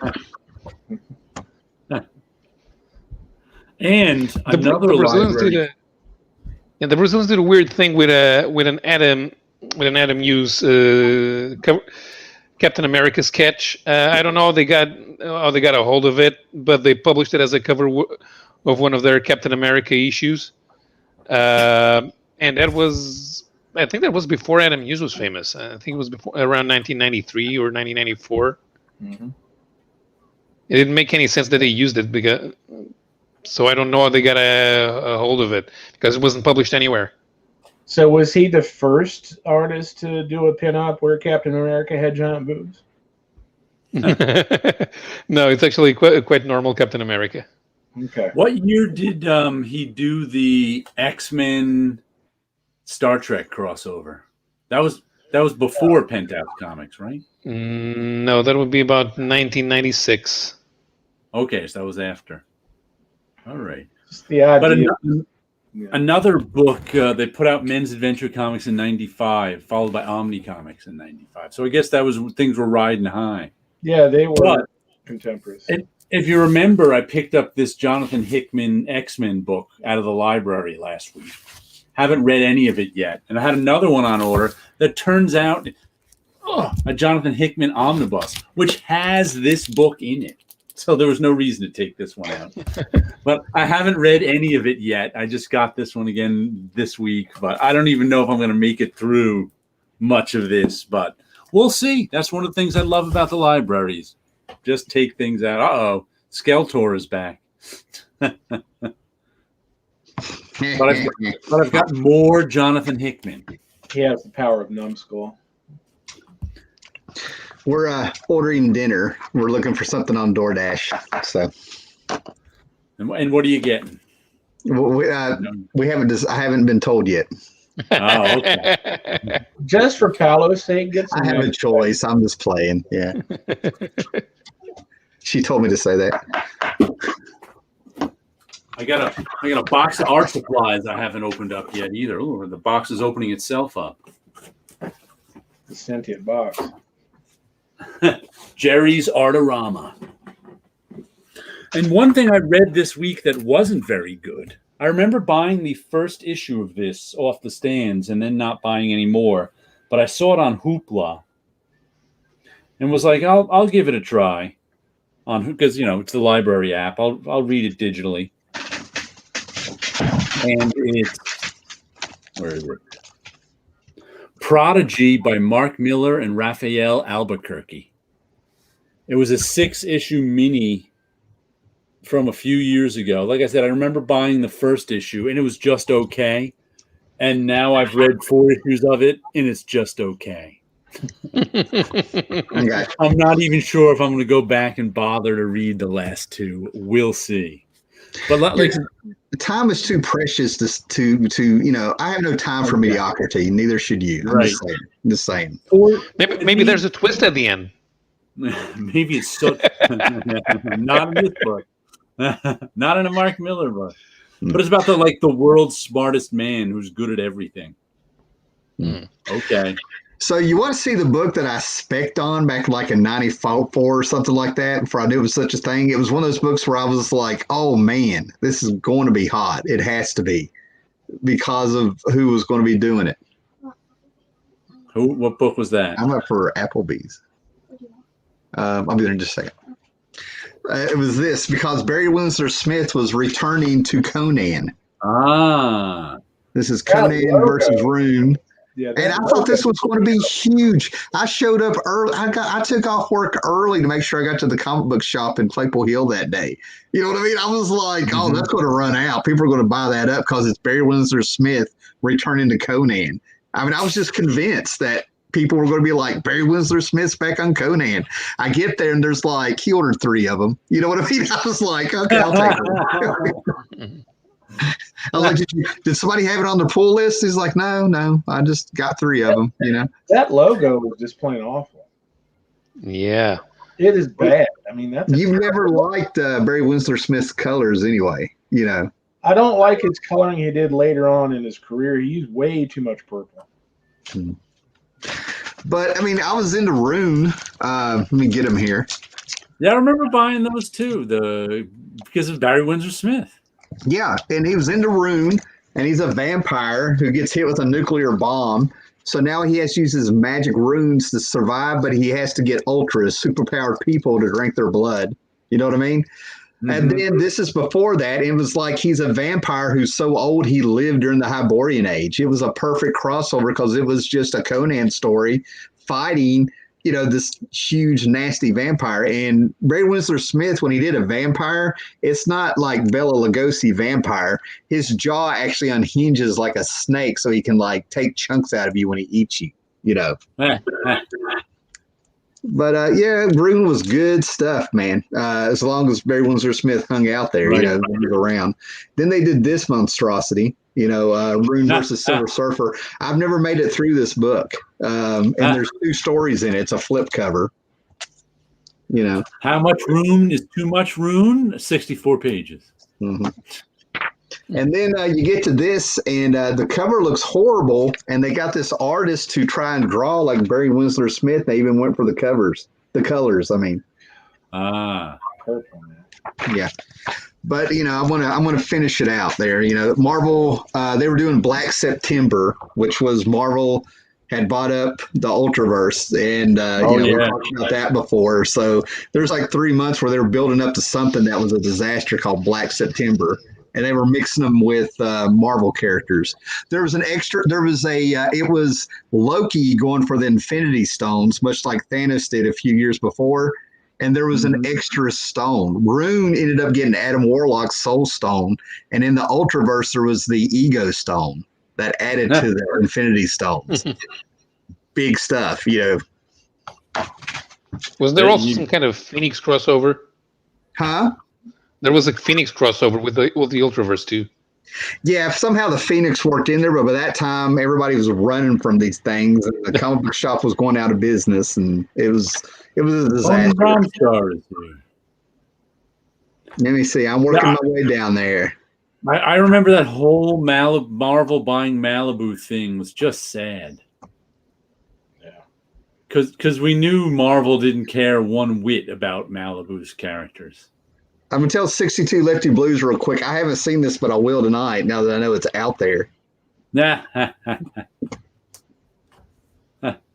Oh, I have it. All those. I never saw it. Yeah. I bought the Barry Windsor Smith Roon stuff. What's up? Constant Bromstar? Yeah. I watched the Nightman TV series. The what? Nightman? Yeah. Did you also watch I am the day man. Fighter of the night man. Nightman, I just had number 1 out because I was digging out my room. It's in that little Ultraverse section there that I have. But Nightman came about from Valiant Comics. Steve Englehart did Shadow Man, and then he left and he made Nightman so he could do Shadow Man the way he wanted to do him. And then it got a TV show that you can find on the Roku streaming. If you got the Roku streaming stick, just type in Nightman and the whole series is there. It is so 90s and so bad and so cheesy that it should be a drinking game. I've watched them all at least once and I've gone back. Was it as cheesy as Mantis was? Huh? Was it as cheesy as Mantis was? Oh, it may be on par. I mean, it's on par at least. It's sort of like they were trying to do Batman mixed with Darkman a little bit with the effects and the mood. You know what I'm saying? Tim Burton Batman. And it had the same budget as Manimal. Yeah, there we go. Oh boy. Great Jeff Smith interview on Comics Experience, the same channel that interviewed Barry Windsor Smith on Monsters. Interesting. Nice. Mm-hmm. Comic Crack seems like he saw it too. What's the last thing Jeff Smith did? Wrestle? Last thing he did was Has he been doing something digitally? Tukey. Tukey, that's it. Yeah, I gotta be back. I gotta order food. I'll be right back, guys. Yeah, and he has a Kickstarter that I think just ended, which might be the next Tukey series. Has that been printed, Tukey? I don't think it has. Okay. I think the Kickstarter is for 2 different hardcover volumes of Tukey, if I'm not mistaken. Oh, all right. Now I remember reading some of that as a web strip, but I somehow fell off it. I think the last printed thing he did that was his own property was, well, I was getting ready to tell you a fib. He actually did another Bones sequel. Oh, that's right. He did. Yeah. I remember getting that one, a little book. And he just ended his Tukey Kickstarter. Yeah, Razzle was good. I bought Razzle when it came out, but that's been a while now. Yeah, it's been a while back. I mean, I think he reworked part of Razzle for like the collected edition. He tends I vaguely remember something. Collected editions, he'll play with some new stuff from time to time. Razzle comes out in hardcover soon. Okay. I've already got a Razzle hardcover. It's coming out soon again. It's probably out of print. He also mentioned getting a Bone animated series. I saw something just the other day about the Usagi animated series. Yeah. I don't have high hopes for it. It's not Usagi, it's his descendant, like 1,000 years later. Yeah, I heard something about that and went, eh. And I'm like, I'm not a big fan of animated series anyway. Less I like it. Tukey is 2 hardcovers, 150 pages. Okay. 2 hardcovers. Yeah, it's funny. I heard something about the Usagi Yojimbo number 20 suddenly got hot amongst flippers because there's a new character introduced in it who's a sort of looks like Usagi because there's not a lot of rabbit characters in Usagi. He's kind of the only one. Yeah. But it just introduced a new one in the last issue, and I guess everybody's getting it because first appearance of don't even remember the character's name, but it was a really good issue. Yeah, began with a T. I remember that, or at least I think it did. And there's a lookalike character in the animated series that's very much like that new character that just got introduced. So.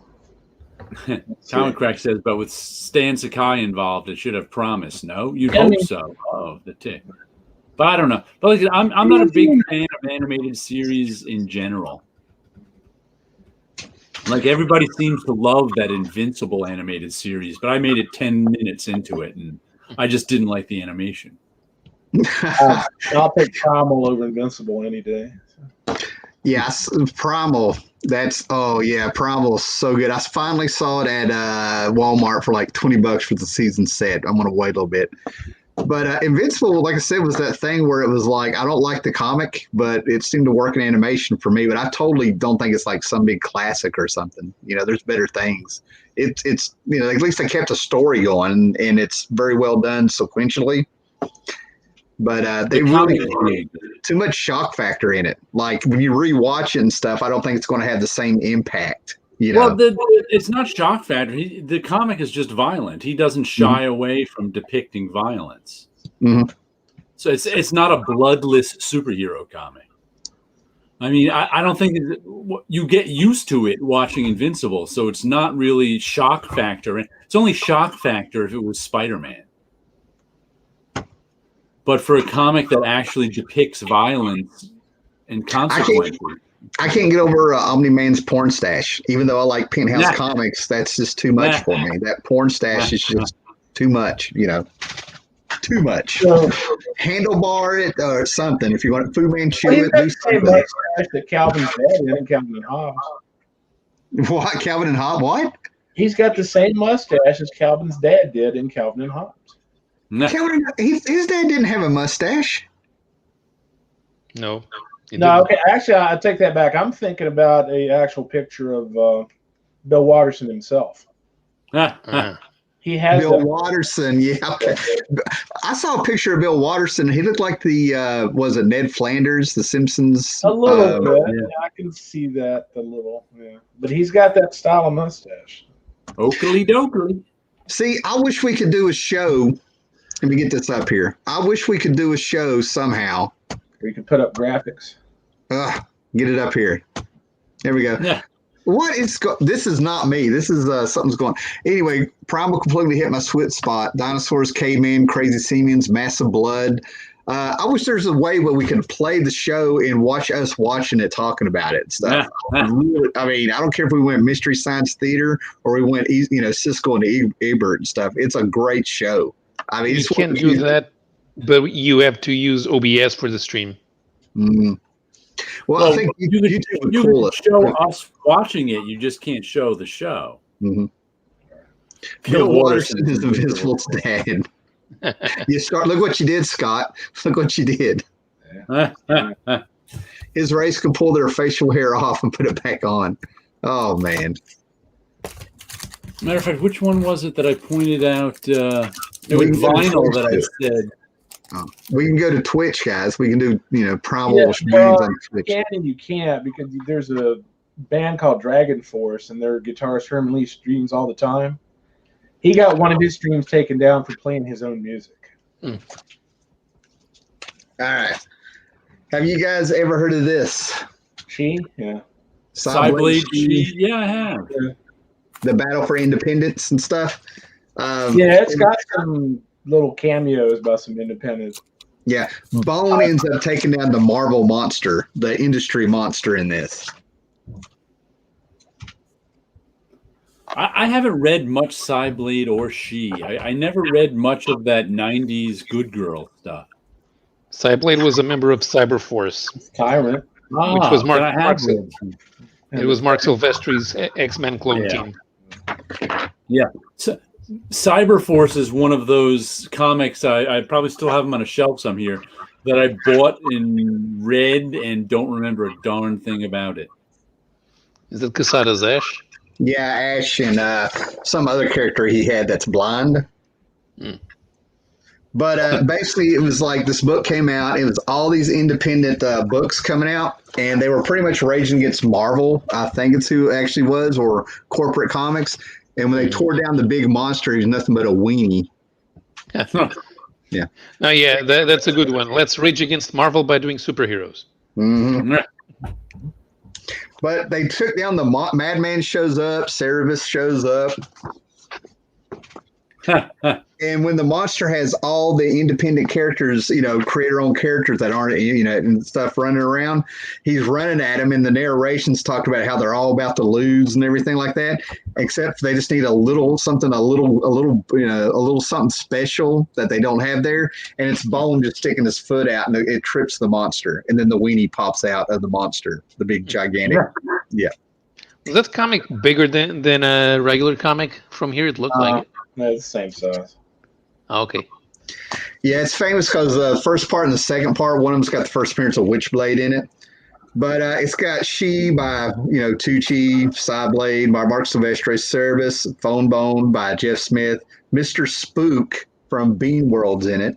We know that our unofficial mascot, as far as I'm concerned, The Atomic Angels by Tucci, Gabriel and Ash by Casada. And it's just as you go through it, there's just more and more and more in here. I mean, and shows up. Tim, you know what character they should have had in that book that wasn't in there? Who? Ralph Snart. You damn right. Yes. Ralph Snart would have just, yes. How many of those creators knew what Ralph Snart was? Ralph Snart, you're so right. Yeah, and here's a, Megaton Man. Yeah. I was going to say, I can only tell him by his color. I couldn't quite make him out. I swear I thought Sam and Max was in this. That's who I'm looking for. We even got a little Astro City in there. Each page had somebody new. Health Shock, Samaritan, Chris Claremont's Sovereign 7 characters. Oh, Milk and Cheese, Evan Dorkin. We got Milk and Cheese in there too. Hey, Milk and Cheese is as good as Ralph Snart. Scud Disposable Assassin, the most underrated book of the 90s ever. Huh. Hey, is Lethargic Lad in there? I want to look. Somewhere in it, they have all the characters. Oh, here we go. Here's a list of all. They can put a list of all the characters in there. Lethargic Lad. They're not in alphabetical order. Man. It helps. It's been a while since I've heard anything. Exactly, Comic Crack. Dishman should be in there. Mm-hmm. So I remember Lethargic Lad was brought back as a web strip some years ago. Yeah, Greg Hyland did a bunch of different characters. And I think Lethargic Lad was one of the ones he also converted over as a web strip. Ralph Snart. Wonder Warthog. People must be recognizing Dishman. Scud rocks. Scud was so good. I've always wanted to like Megaton Man, but the tip is so much. Never found him Megaton Man ever was. Yeah. But books like that were like fun, and I hate seeing like so many of those characters are like forgotten. So to read that, it's kind of cool to see that. Yeah. Well, that's just the nature of indie characters. I mean, their corpses aren't propped up by giant corporations for the duration. Had Too Much Coffee Man too. That's what I was about to say. I forgot. Yeah, I was like, has anybody read Too Much Coffee Man to tell me what the hell it's about? I just saw it like through a Dark Horse ad or something, or it's very surrealistic humor. Yeah, it's not about anything. I remember I haven't read it in ages, but I got some issues of it. They were just like comedy strips kind of thing, where that could do whatever you want to do. Shannon Wheeler once came to Portugal, but although they had the Too Much Coffee Man hardcover book for sale in the shop area, he came by to talk about his New Yorker cartoons. We had an exhibit for that. Cool. You mentioned.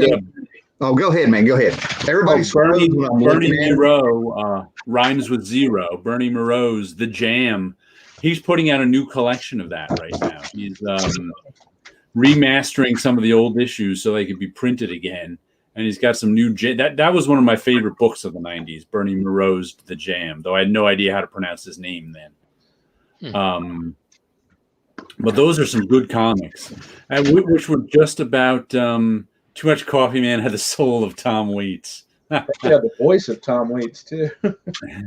The Jam was just about this kind of normal guy living his life, and he wanted to be a superhero, so he'd put on a costume and go out and do good deeds.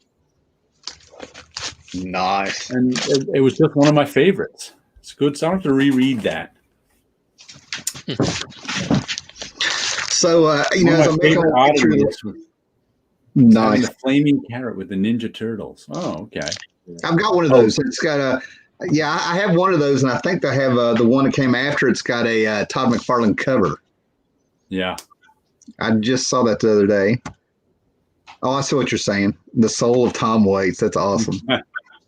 So another thing I'm kind of rereading, and it's blowing my mind that this came out in 1998. And I remember buying this thing left and right. But Avengers Forever, where Kurt Busiek. Yeah. My favorite issue is right in the middle of it. They put the 50s, some of the Avengers in like 1950s Smallville. I mean, it's kind of obvious once somebody points it out to you, you know, but I mean, I picked up on it real quick. They went to Smallville, which was what's cracked me up. And I never noticed that Rick Jones on the cover, he's wearing a Hot Tuna shirt. Yeah. And I don't know if anybody knows Hot Tuna, but I have one vinyl album, and they're like one of the most underrated bands ever. You know, so went around in the 50s. Yeah. Here's a little trivia for you about Avengers Forever. That is the one that I use to teach people what trapping is.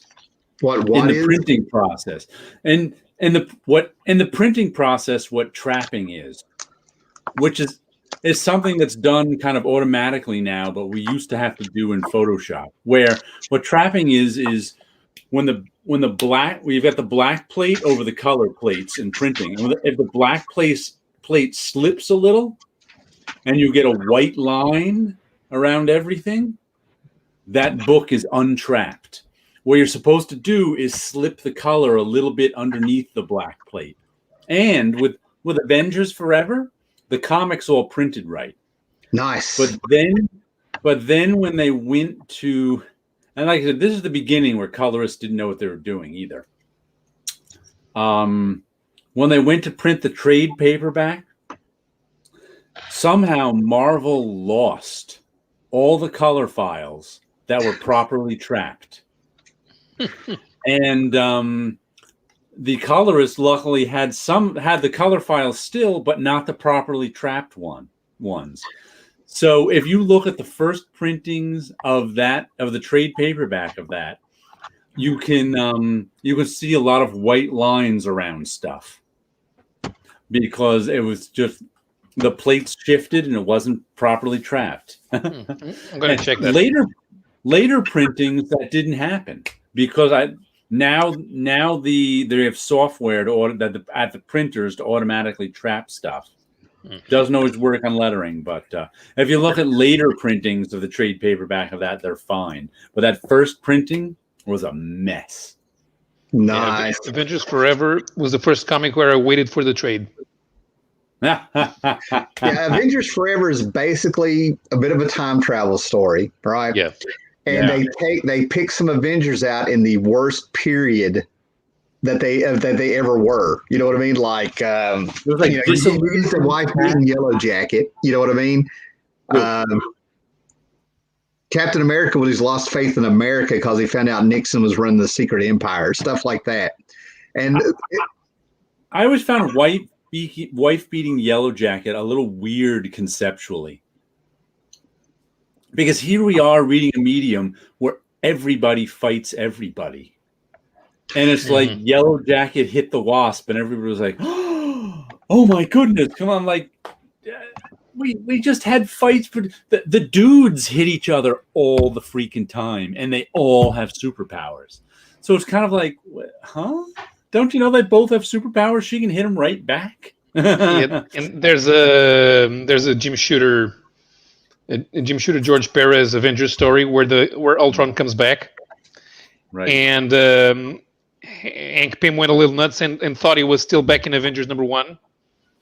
Oh yeah, he came to the dimension dressed. He thought he was Ant-Man, and the Wasp shows up, and she basically shoots him with her sting, and is very vulnerable. And she almost kills him, but nobody ever mentions it again. So it's just so bizarre because it's not there's not the disparity in strength that there is in real life. Yeah, especially because the Wasp's powers were always stronger than whatever it is that Hank did with Yellow Jacket's armor. So I always found it a little strange that they went in that direction with Yellow Jacket. They emphasized that, and it's kind of like, huh? Well, they were trying to. I know what they were trying to do, and I think they were trying to be topical and whatever. But it was just always. It just never quite fit for me. See, my problem is that it's one thing for Hank Pym to smack the Wasp, his wife, and stuff, but it's another thing that they have completely ignored and sort of forgotten that Hank Pym is mentally ill. I'm like, screw that. You know what I mean? Like, he'll always be remembered as a wife beater and fighting the egghead dude and all that stuff. But he's mentally ill. I'm pretty sure he's schizophrenic if we took this in the real world terms. And I always found it odd that everybody was so friendly towards the Wasp. She's a manipulative bitch. Every comic where she shows up. Yeah. She has money and she whined her way into some superpowers. Yeah. Yeah. Now I like it when Canadians give Canadian references, but that's like finding out Sasquatch was beating Puck. That would upset me more than Hank Pym smacking around the Wasp. I'm going to tell you. Not uncalled for. Puck could handle himself.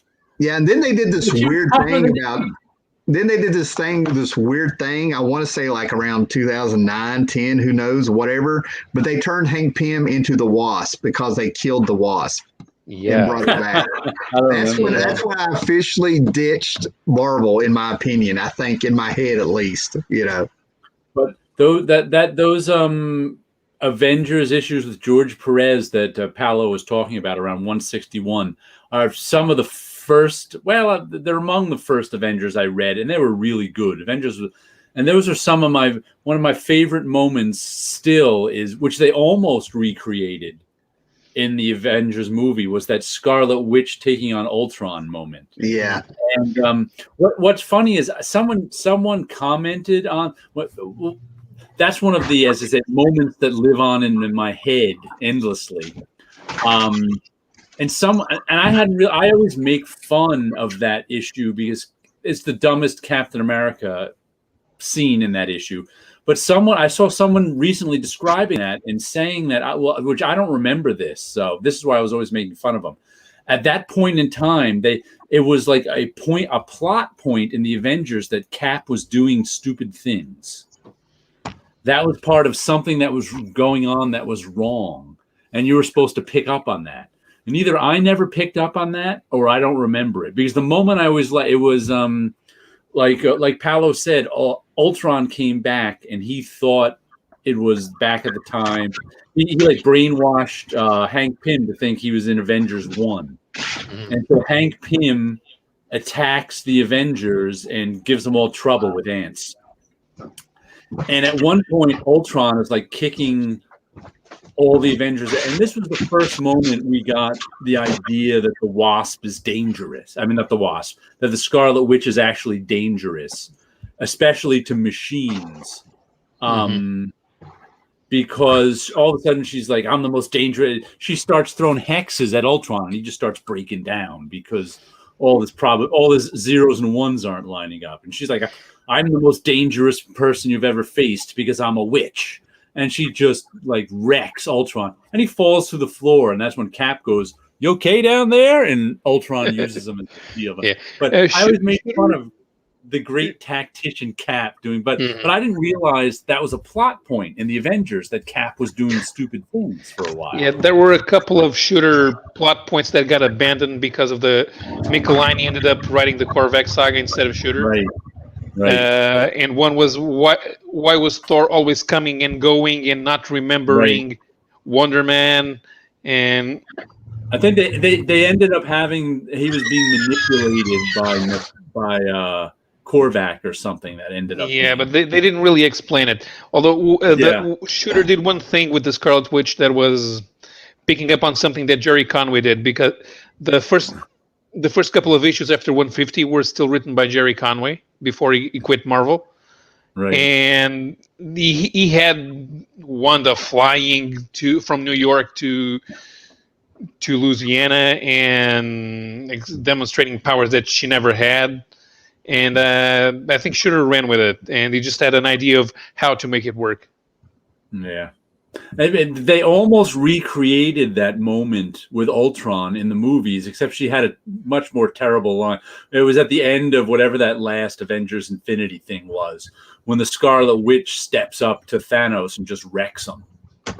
But she was like, she didn't give the, she's like, I'm the most dangerous person you've ever faced because I'm a witch or something like that was in the company. She's like, I don't even know your name. And she's like, you will. I was like, oh, that was a terrible, terrible line for that moment. So.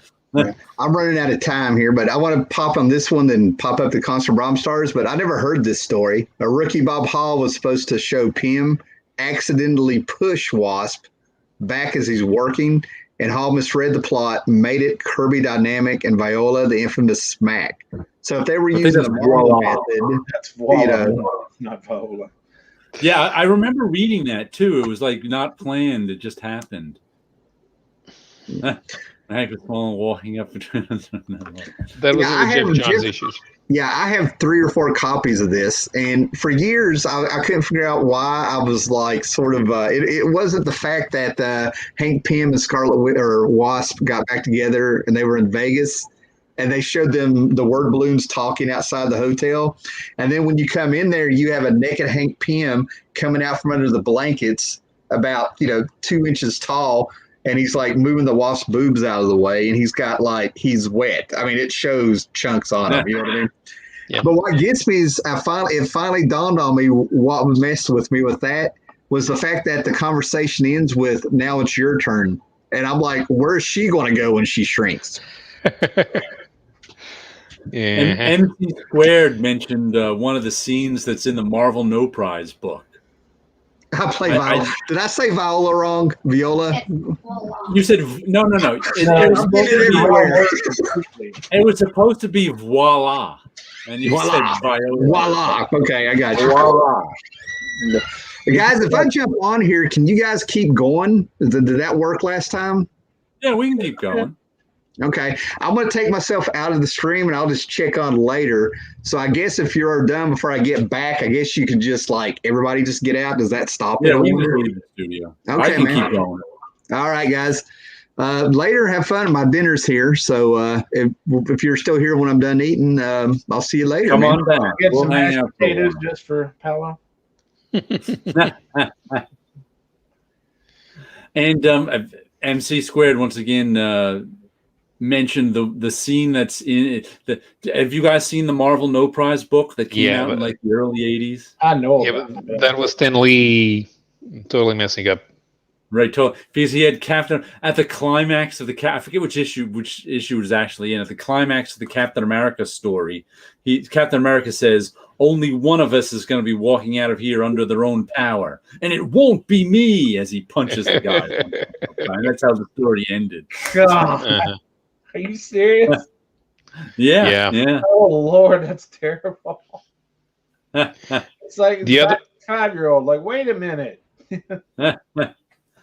Only one of us will be walking out of here under their own power, and it won't be me.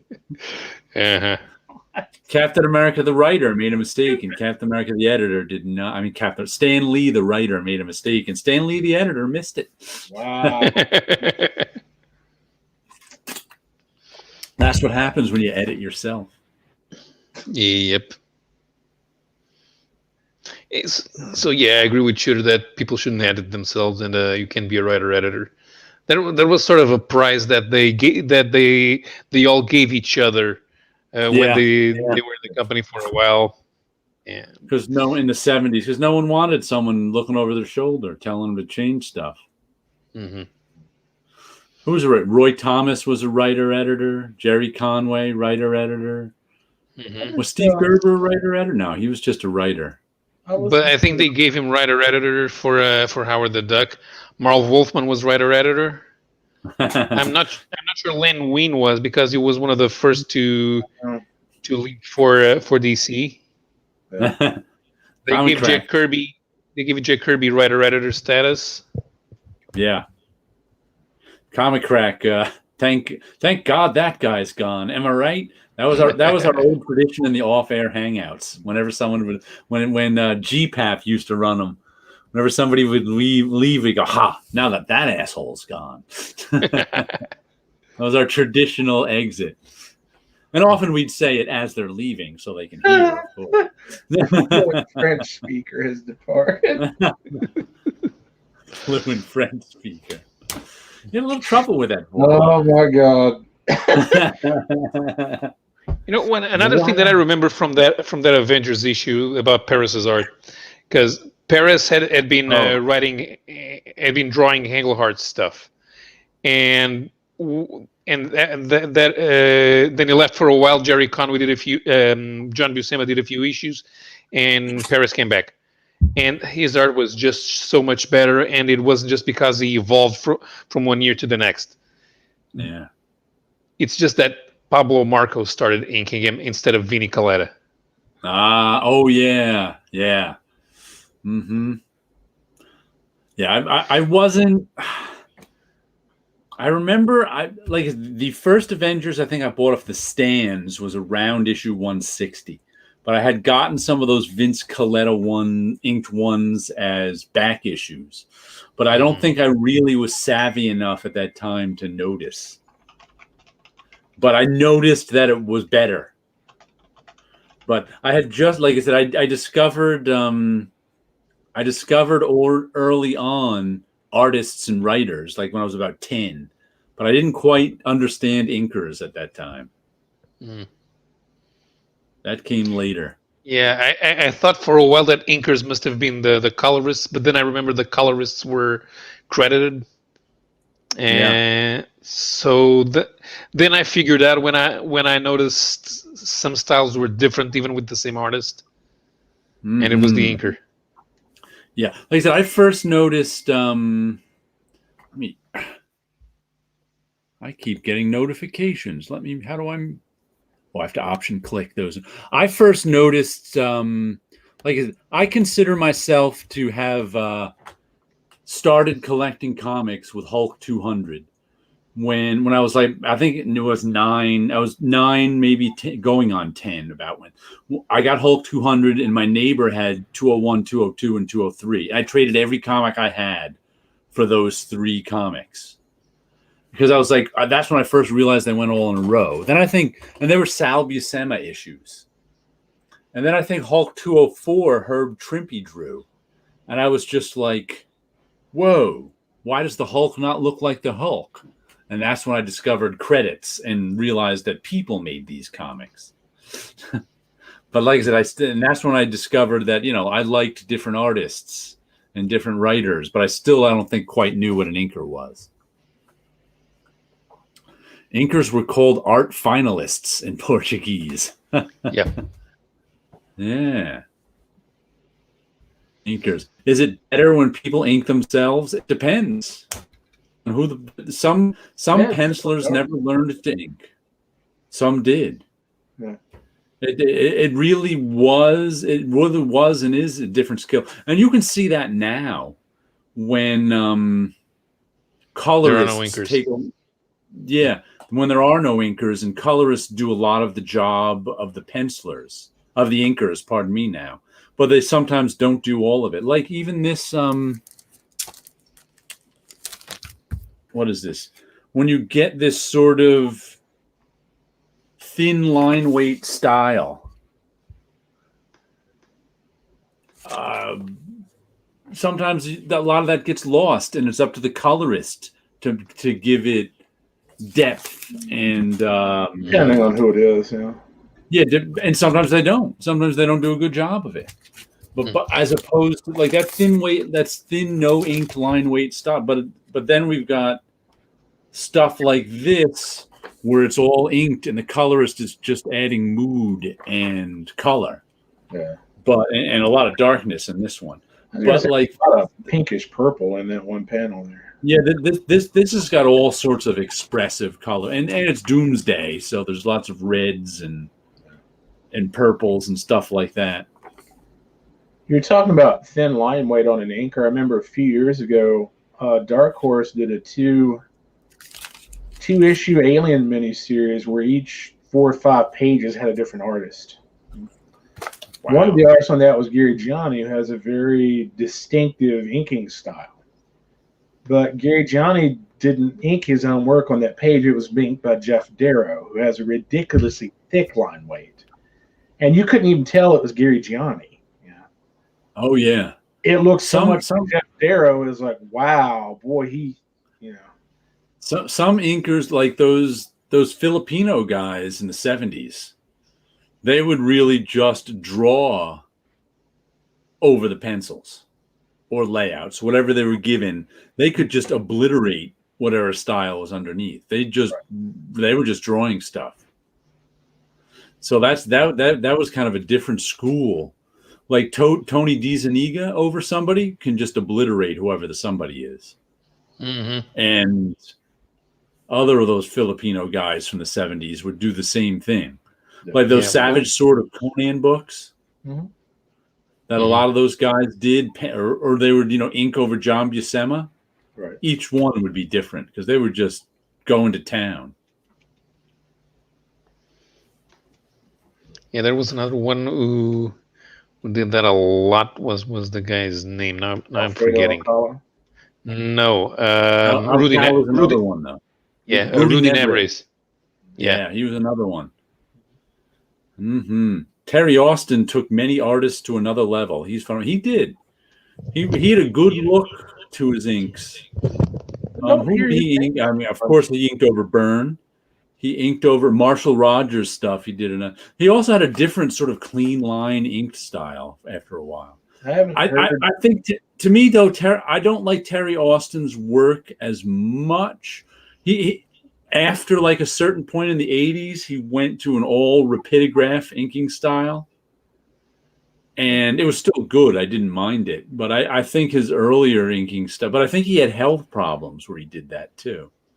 If memory serves. I haven't heard Terry Austin's name pop up much in the past few years. I think he's retired now. Yeah. I've met him a few times over the years. He's a really nice guy.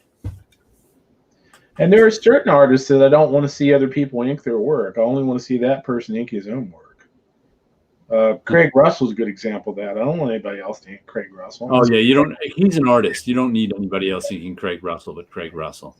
It all, like I said, it all depends if the illustration type guys don't need anyone to ink them, but the guys who are pure comic book guys who learned to draw being pencilers and always had an inker on them, a lot of times they have no idea how to ink. Right, and it's funny you mention that because the illustration guys, I've seen certain instances where Barry Wrightson, God, I'm losing my brain now. Bernie Wrightson, Mike Coletta, and Charles Vest could ink each other's work, and it would still look like the original guy inked it because they were that familiar with each other's styles. Right, they'd match styles. Right. Mm-hmm. In the X-Men #1, Stan edited himself, shows a newspaper headline talking about a top secret missile test. If it was top secret, why didn't they know about it? Yeah, you don't often see a top secret missile test in the headlines of a paper. Right. Top secret missile test. Only our readers know about it. Yep. It was just a way to pass information on to the reader. You can't look too deeply into it. Otherwise, you'll be asking why Batman's headgear has gas jets on it. And there's no answer. There's no good answer to that. You just go up. He's got anti-mask taking off features. I can see where he would take precautions for somebody not to remove his mask, but I don't think gas is. Maybe a zipper with a clasp on it that he could lock. Who knows? That might be better than gas. Or have some kind of chemical. Have some kind of chemical seal where it won't actually physically release from his skin. See, even that's too complicated. A zipper with a little lock on the end. But then he's a luchador. Well, you don't make it a zipper. You draw nowadays. For bondage Batman, you'd make the zipper 1.5 inches big and a big padlock on it. But Batman. Don't say that out loud. Somebody will take that idea. Brian Boland's already drawn it. Probably. I liked what Barry Windsor Smith did with Herb Trimpe's pencils in Machine Man miniseries. Yeah, he basically redrew a lot of Herb Trimpe stuff to make it look like Barry Smith. Yep. The last issue is all him, though. That's why it's the better one. In Batman, the original series, he had a second mask on underneath. Yeah. See, that's so close to being like the Robert Stack thing in Airplane, where he takes off the one pair of sunglasses and he has another pair on it underneath. It just becomes almost a self-parody at that point. The early McFarlane stuff where others inked him looked bad. I don't remember seeing it, but McFarlane also was green at that time. So early McFarlane is just awful. I've never been impressed with either early or later day Todd McFarlane's artwork. It just doesn't do anything for me. Well, I understood why people like them. I think he would have been happier doing non-superhero stuff, but he just never had the chance. I don't think he would have been happier. I think he loved noodling that Spider-Man outfit. But I have to say, I'm far more impressed by Todd McFarlane's artwork than his writing. 300 issues later, and he still can't write. I don't get it. His writing is advantageous. Advantageous. I remember we made fun of that so much when it came out. His webbing, advantageous. What? Where did he start? What was his first book? He was on like Infinity Incorporated. He did some early Batman. He did some Batman stuff. Yeah, and then he got replaced by Alan Davis, which was much better. I think Todd McFarlane's first work was in a backup story in Coyote at Epic. Oh, that's right. He did that. Yeah, then issue 11 or something. I only know that from the endless YouTube videos. One of my friends. I don't think I've seen one in years, but for a while it was a hot YouTube pickup. Was Coyote 11. One of my friends is a huge Coyote fan. Every time he sees a back issue and a back issue bin, even if he already has it, he buys it. Tommy Bagley says, I remember Mike Wieringo saying he wasn't a fan of Broken Hip Spider-Man popularized by McFarlane. Yeah, I hadn't thought about it as Broken Hip, but it is a good description. Yeah. Because none of those, like I said, he made Spider-Man look spidery. That's for sure. Comics Gatekeeper. I like McFarlane as a person, but I stopped reading Spidey because of his run. I'm glad what he and the guys did with Image and toys and everything, and I'm glad. Like I said, I'm glad he's still doing Spawn. That's another reason I'm buying Spawn. Spawn only still exists because Todd McFarlane wants it to exist. He might not be the artist on it for the last 100 issues, but him wanting it to exist, I think, is a good thing. So that's why I've been buying Spawn, because it's $3, and I think it should exist. even if I think 64 pages of Spawn is too much Spawn. But I didn't like it so much that I wanted it to exist when it was unreadable. The artist before, I don't know if I forget, he had this artist who just drew dark stuff, and I just couldn't read it. I tried a couple issues of it.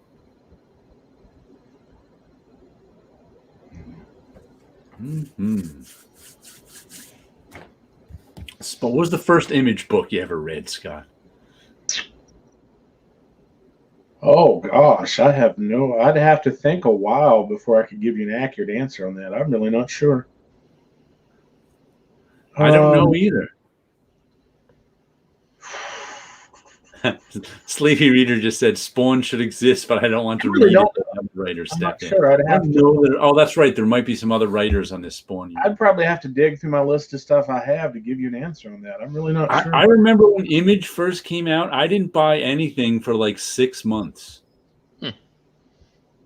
I just was like... Now that you bring that up, I'm going to have to... That's interesting. I really don't know. Then I just kind of sampled a bunch of them. Yeah, my first one was Cyberforce #1 Brazilian edition. I wasn't buying any English yet. Cyberforce, I can tell you that. Yeah, Cyberforce was a couple years in, I think. Because I remember buying that one when it first started. No, it was part of the initial launch. It came out around the same time as Wildcats #1. You're right. Cyberforce was. I'm confusing it with the other because they all have scenes. Right. that referenced the other books. Right. Who were the ones with the metal symbiote armor? Those were Cyberforce. No, I think there was another team. You mean Wetworks? Wetwork. I think that's the one Yeah. I'm confusing it with. Yeah, that was Portasio's book, but Right. he had health issues in the family. He took off for 2 years, and that's when he came back, and he missed out on being a partner. Okay. I might be wrong. Yeah, I think that one was a little later. Yeah, it might have been the 1963 series that Alan Moore and Steve Bissett worked on. What comic do you remember first loving, Scott? That's from Sleepy Reader. Well, when I was a kid, I liked Spider-Man because I had the Treasury size Spider-Man that had the Romita cover on it. Various things that you would get. I mean, I didn't really have a favorite, but I remember stuff I had when I was little because you could get like 3 packs of comics at the grocery store. Oh, yeah. A lot of them were Charlton comics. You'd have the military titles like Fighting Army, Fighting Navy, Fighting Marines, what have you, stuff like that. I remember getting an issue of Judo Master. Like, this is different. I've never seen this guy before. But one of the first one I bought with my own money when, didn't really have much money when you're a tiny little kid was probably Micronauts. Oh, okay. It was the first continuing thing I would buy going on in sequence. But I had other stuff. I remember when I was really little, we went, and my mom was working at the time, we went to somebody's house who babysat me. And they had some kids there that had some comics. Of course, I didn't know what these comics were at the time, but thinking on it later, they had Sea Devils by Russ Heath. I've never seen that at an early age, but not knowing anything. I know Sea Devils. I know Russ Heath. Right. Cool looking, frogmen underwater. Like, this looks pretty cool. So, but I think the first one I really started buying on a regular basis probably was Micronauts, and then also at the same time, for me, the Star Hulk Wars 200. The original Star Wars series by Marvel was kind of going on at the same time too. Oh man, mine the comics mentioned that Cyberforce cable guy with multiple arms was ridiculous. I forgot about that. That's right. Wasn't there like some kind of a frog Cyberforce thing going on too? No, Cyber Frog is okay. All right. That's Ethan Van Sciver's book. Oh, all right. That he actually I think he did it in the 90s and he relaunched it. He relaunched it again. That's what he's been selling over on his channel. Okay. Mm-hmm. Yeah, I remember getting what year did the Micronauts come out? Was that like 78? 78, 77, somewhere in through somewhere around. I think that was one of what was weird for me was I don't think I ever saw that on the stands until around issue 12. But then, like, there used to be this kid comic network around the neighborhood where you would hear that so-and-so is selling comics. You get them for a nickel a piece. Right. And I remember that's how I got Micronauts. I can remember somebody saying Micronauts is good, but I never saw it anywhere.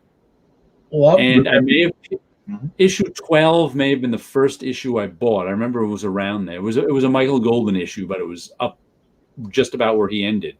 And then all of a sudden I had 1 through 12.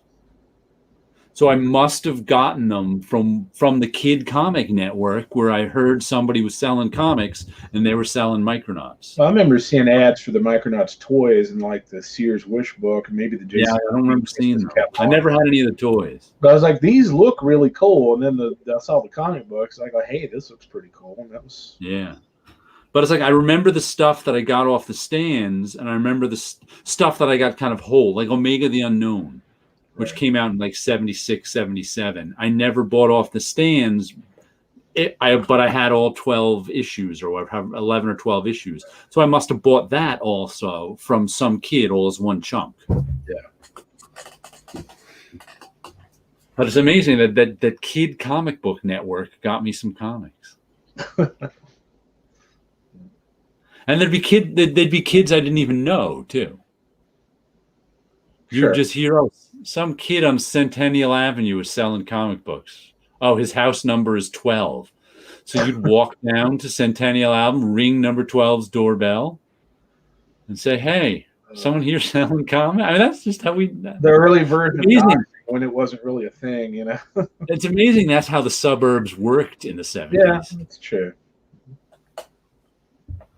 You just go to different neighborhoods and ring doorbell. I remember Tommy Bagley just brought up Man from Atlantis. I remember watching the TV show, but I never read any of the comics. I remember the comic being out, but that was, of course, the time when, movie and TV adaptations were just terrible. And I do remember Kareem Abdul-Jabbar was in an episode of Man from Atlantis. Yeah. There was a bunch of those as seen on TV comics from Marvel in the 90s. Mm-hmm.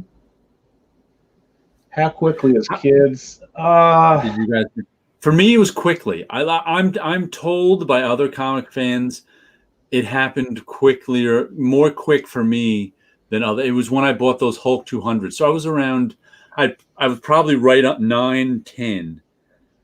Right around that age that I discovered that humans did comics. I mean, I could tell there was a big difference between, what Michael Golden was doing on the Micronauts versus, you pick up Sergeant Rock or whatever that had a Joe Kubrick cover. I could tell there's a big difference between the artists. But when I was a kid, I didn't keep track of who the artists and the creators were. See, I did that. Like I said, I think I must have noticed before then that I must have liked some art and not others. But But the discovery for me was that people made comics. Right. Because before then, I didn't even think about.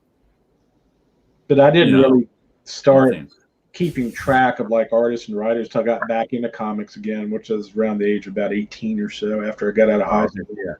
For me, it was I would buy the comic. One of the big things for me, too, was once after I was 9, 10 and discovered people did comics. I was like, that's when I kept track of what people did comics. And I was though I was a Marvel fan as a kid, and I bought Spider-Man comics, it was nothing special to me. Yeah. Spider-Man was just another superhero comic. It wasn't until those pocket books came out with the Steve Ditko Spider-Man. Mm-hmm. And I was like, oh, wow, this is good stuff. This is why people think Spider-Man is special. Technically, I'd say probably my first exposure to Steve Ditko was that Treasury Size Spider-Man reprint. Yeah, I didn't have that. But then later on, he did some backup stories in Micronauts, and boy, that was not Steve's best work. As a matter of fact, it was pretty awful. I knew I knew current late 70s Ditko. Mm-hmm. I knew a little bit about my big issue, the big story that the one Steve Ditko story that I had that fascinated me was his first issue special with the Creeper.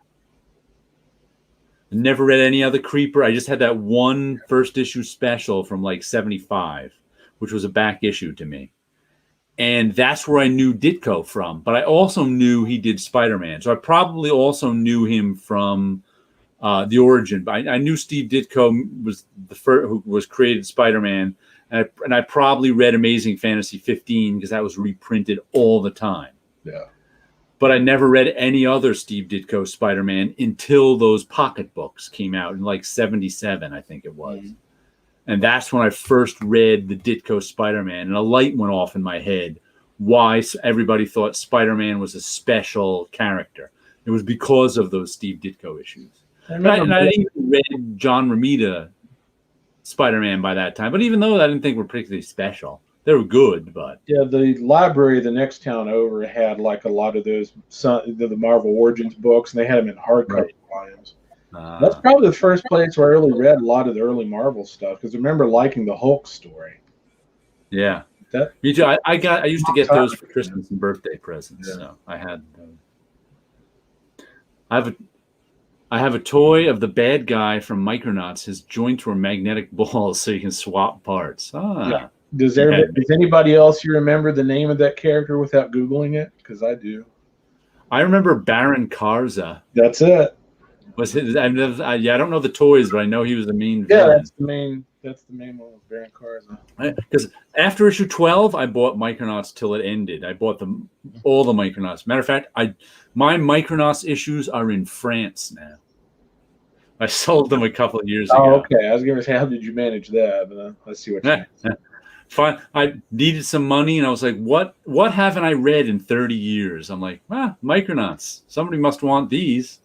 Oh, it's funny. I remember meeting Michael Golden. Actually, he's going to be at another local convention here in another month or so. But at Heroes Con, and I was a big fan of Micronauts as a kid, and I just asked him, said, did you enjoy drawing Micronauts? And he said no. And it's kind of like killed the whole conversation. It's like, I don't know what now. Since I knew Michael Golden in the 90s, and he was hostile to his fans. Oh, he wasn't being hostile. He was just being honest. Renee Witterstatter actually whipped him into shape and taught him that he's got these people like you. You should be nice to them. And he's practiced being nice to his fans over the years and has learned to be nice. He wasn't being short or curt or anything. You could tell he just didn't. No, but he really had a bad reputation with his fans in the 90s, and it was deserved because he really was kind of hostile to his fans. For some reason, he resented his fans. He, was one of those, why should I have fans? If you're a fan of me, there must be something wrong with you thing. Something in his head. But like I said, Renee straightened him out with, she's like, come on, they're your fans. You got to like them. There's no reason to dislike your own fans. Right.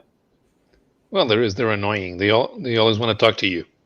Yeah, exactly. they want to talk to you about Micronauts, which you really didn't enjoy drawing.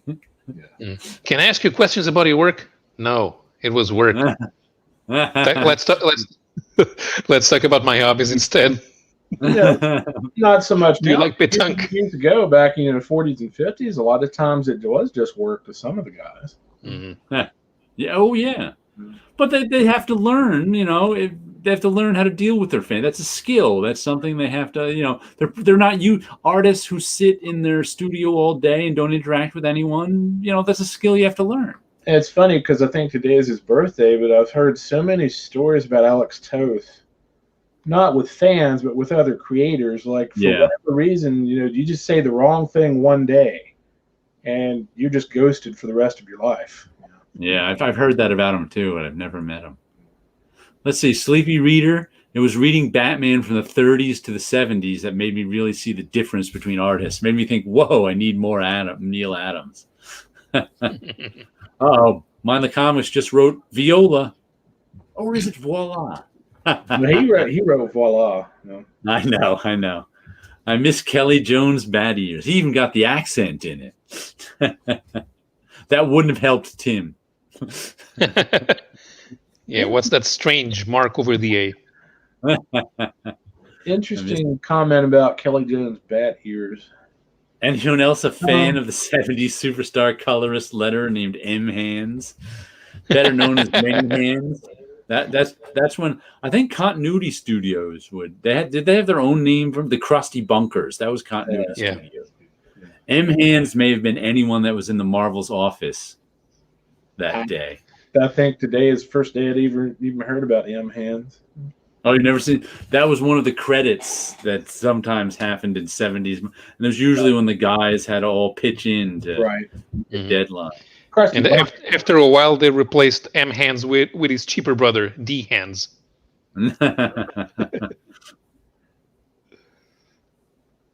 Wasn't there? Oh, there was one name that I always thought was fake, but wasn't. Somebody want to be? Irv. Was it Irv Watanabe? Irv Watanabe. Irv Watanabe. I always thought it was Irv Wantabe, and I always thought it was like one of those fake names before I realized it was. Yeah, it was a letterer. Right. Yeah. Of course, back when they didn't credit letterers, there was a letterer in the 1950s called Joe Letteries. Yeah. Have you ever seen Todd Klein's blog? Yeah, it's great. I should do that more often. He has gone on a deep dive over Oh God, his name just flew out of my head. DC Comics longtime staff letterer. I don't know. I haven't kept up with it, but yeah, he You does. know his name if you. He has done 50 blogs on just the one guy. just Schnapp. Irish Schnapp. Shap. Irish Shap. What was that? I can't remember his name. It's something like that. But he has done such a deep dive on his work, trying to catalog all his work from like the 30s all the way up to the 60s. Yeah. Irish Schnapp. Yeah. Irish Schnapp. Yeah. And it's just amazing how much time he's put into it. I always like the blogs he did for logo designs too. Oh yeah, those are nice too. Yeah. I have a couple of prints that he sold a while back. I've still got them rolled up in tubes. I never put them out. But yeah, Todd's an interesting guy. He knows his history. Yeah. I wonder how many letterers lost their job and had no other job market skills. Quite a few. In the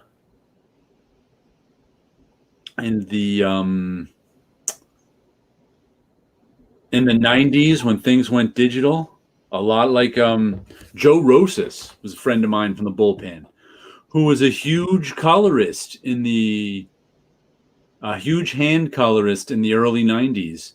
Colored a lot of the Jim Lee X-Men stuff, and they used to ask for him to get Joe Rosas coloring the stuff, but he's just not a computer guy. Right. And he tried to do computer coloring, but he's just one of these. Some people just don't take to the computer very well. They're not computer guys. Speaking of that, I saw a Twitch stream the other day that David Peterson, who does Mouse Guard, did. Yeah, I've always loved his coloring, and boy, the way he does it on a tablet's just dirt simple. Yeah, he just boom, and like giant fields just get filled in, flat. And I was like, I don't know how he does that, but man, he makes it look good.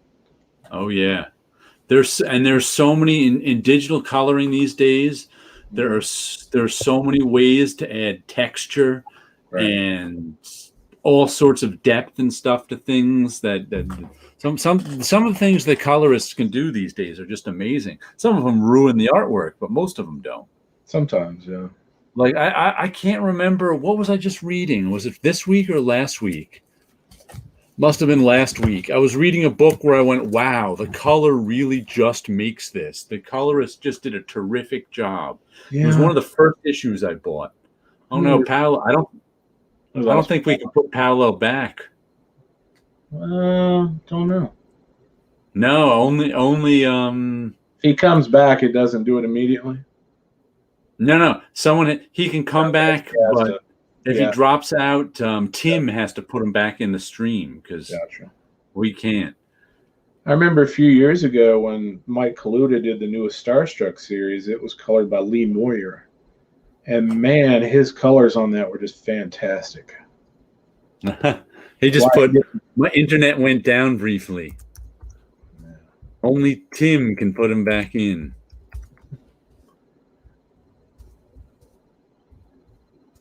I tell you what, there's a friend of mine that likes to post a lot of older comics, 50s, 60s, sometimes even back in the 40s on Facebook. And sometimes just the coloring in older comics was just, sometimes it was good, but a lot of times it was just flat out terrible. Oh, yeah. I mean, just big blocks of, and no, it's like a kid with a coloring book. They don't stay inside the lines, No. It's like registers are just awful. There's this one absolutely brilliant blog that I read.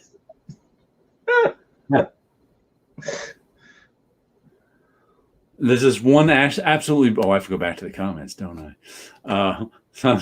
Wasn't Saga all drawn and colored on it? It could have been. Looks like watercolor. Joe Rosas, his name. I keep Rosas. Yeah, Rosas. Rosas is the Americanized version. I think Rosas is the sort of Spanish version of Joe Rosas. Did you see Tommy Lee Edwards' colors on his own work over Jupiter's Legacy Requiem? Transformed his whole style. Almost no. I didn't see that. I haven't seen Jupiter's Legacy. I love the Frank Quitely Jupiter's Legacy, but I never warmed to any of the other offshoots of it. But this absolutely brilliant blog, the guy started asking himself the question of, and he's a comic fan too, are the dots that Roy Lichtenstein painted really Ben Day dots?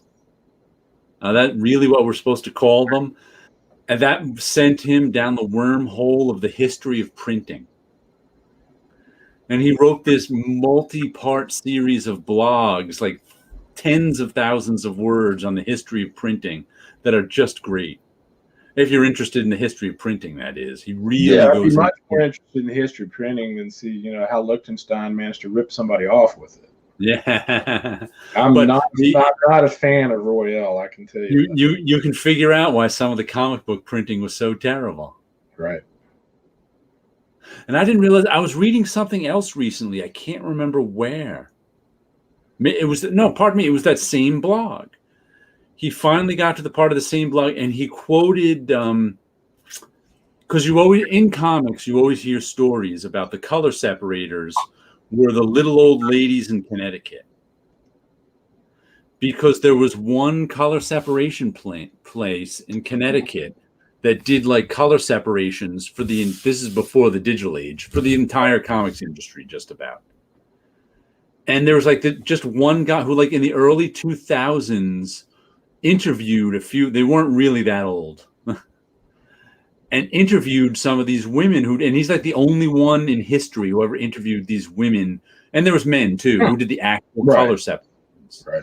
And it was like about the process, kind of, and they couldn't even remember some stuff because it was never written down. And it was just really interesting to see that. Thank God he's gone, comic crap. Now that asshole's out of here. Well, I remember reading an article about back in, I don't know what time frame it was. I'm thinking like 40s, maybe 50s. Mm-hmm. They started experimenting with watches where you'd have both the second hand and the hour hand or whatever would have glow-in-the-dark dots printed on them. Well, it turns out the paint that they used for those was actually radioactive. Oh, yeah. And they would hand brush it on there, and sometimes to get the brush to get a tip, they would lick it. And of course, later on they developed tongue cancer. So interesting stuff. Yeah, the radium girls. Yeah, and you just hear this, and you're like, "Oh my God!" But with the news, Dennis used to give kids mercury back in the day to play with. Yeah. I got a little jar of mercury over there from a mercury switch. I don't play with the mercury, though. Speaking of switching up art, Howard Porter injured his hand and left comics for a couple of years while he learned how to draw with his other hand. Wow. That's something. I remember when Frank Frazetta had his stroke, there was some video footage of him painting with his other hand. And it's like, that's just inhuman what he can do with his other hand. That quickly after having a stroke. My friend Ed, once again, who I was talking about before, he got Frank Frazetta a little annoyed with him. Oh, really? When my friend Ed, for some reason, he's an artist like me. He's also a teacher, so he knows there's no secret. There's no secret to art. Right. There's no, if I just learn this secret, I'll be like Frank Frazetta. It doesn't exist. Right. He knows that, but he's still looking for it. He loves to watch artists work. He loves to talk to them about their method because it's like he still, even though he knows it's not true, he still has this idea that if something, he hears the secret, something will click in his head and he'll be Da Vinci. Like I said, he knows it's not rational, but still. So he was at a talk by Frank Frazetta at the Frank Frazetta Museum. Mm-hmm. And he was like, Frank, I really want you. And a lot of times artists, Frank Frazetta is one of them from what I hear, are invested in this art as magic thing. how do you do that? Well, it's like this. And they really don't tell you. They want you to think it's some sort of magical power. No. And so Ed was like, he got up and there was a question period. And he's like, I really want to know how you managed to get such realism in this part of this or that. And Frank Rosetta gave him like the standard, it's magic kid answer. Yeah. And Ed was just like, that's too bad. Someday I really hope to find someone smart enough to explain to me exactly how they do something. And Frank Rosetta was like, he like got mad for a second. He was like, Then he went, nice try, kid. Nice try. Yeah, I don't think I would have said that. Matter of fact, I know I wouldn't have said it. And I'm sure Ed didn't say it that bluntly. He said it even in a more roundabout way than I just said it there, but it was the same thing. And he almost got Frank mad, but like Frank is one of these guys who I could just tell for Zeta, who from what I read, he's really invested in this artist as magician thing. Like he doesn't do hard work on his painting. I can just see Ellie grabbing him by the ear and leading him out. Yeah. I guess Starlin's drawing hand is recovered. I didn't know it was injured. Hope Dave Sim will find a way back to drawing. Yeah, that too. I'm kind of ambidextrous. Just prefer to use each hand for different kind of movement. Playing tennis with the right hand, but serve with the left. Yeah, that it was. I haven't done it in years, but I can remember doing it when I was young. I think it was from drawing on the left side of the brain. It may have been before that too, where I can remember back in high school and early college, as exercises, they used to make us draw with our offhand, right? Because that like strengthens your way you see things and perception. I used to remember doing left-handed drawing as exercise, but I haven't done it in a long, long time. I think I was about 6 years old, and I was in the hospital for over a week. I had pneumonia, and it's pretty bad. I'm probably lucky I didn't die. And they had me hooked up to an IV, and I remember my grandmother said she's going to bring me a big pad of drawing paper, and I'm all excited because, kids, you like to draw. About 10 minutes before she got there, they moved the IV from my left hand over to my right arm. And so I had to draw left-handed, and it just was not the same. It was like, man, no. The enjoyment isn't there. The fine control. Literally just a few minutes before she got there, I'm like, what are you doing? Come on.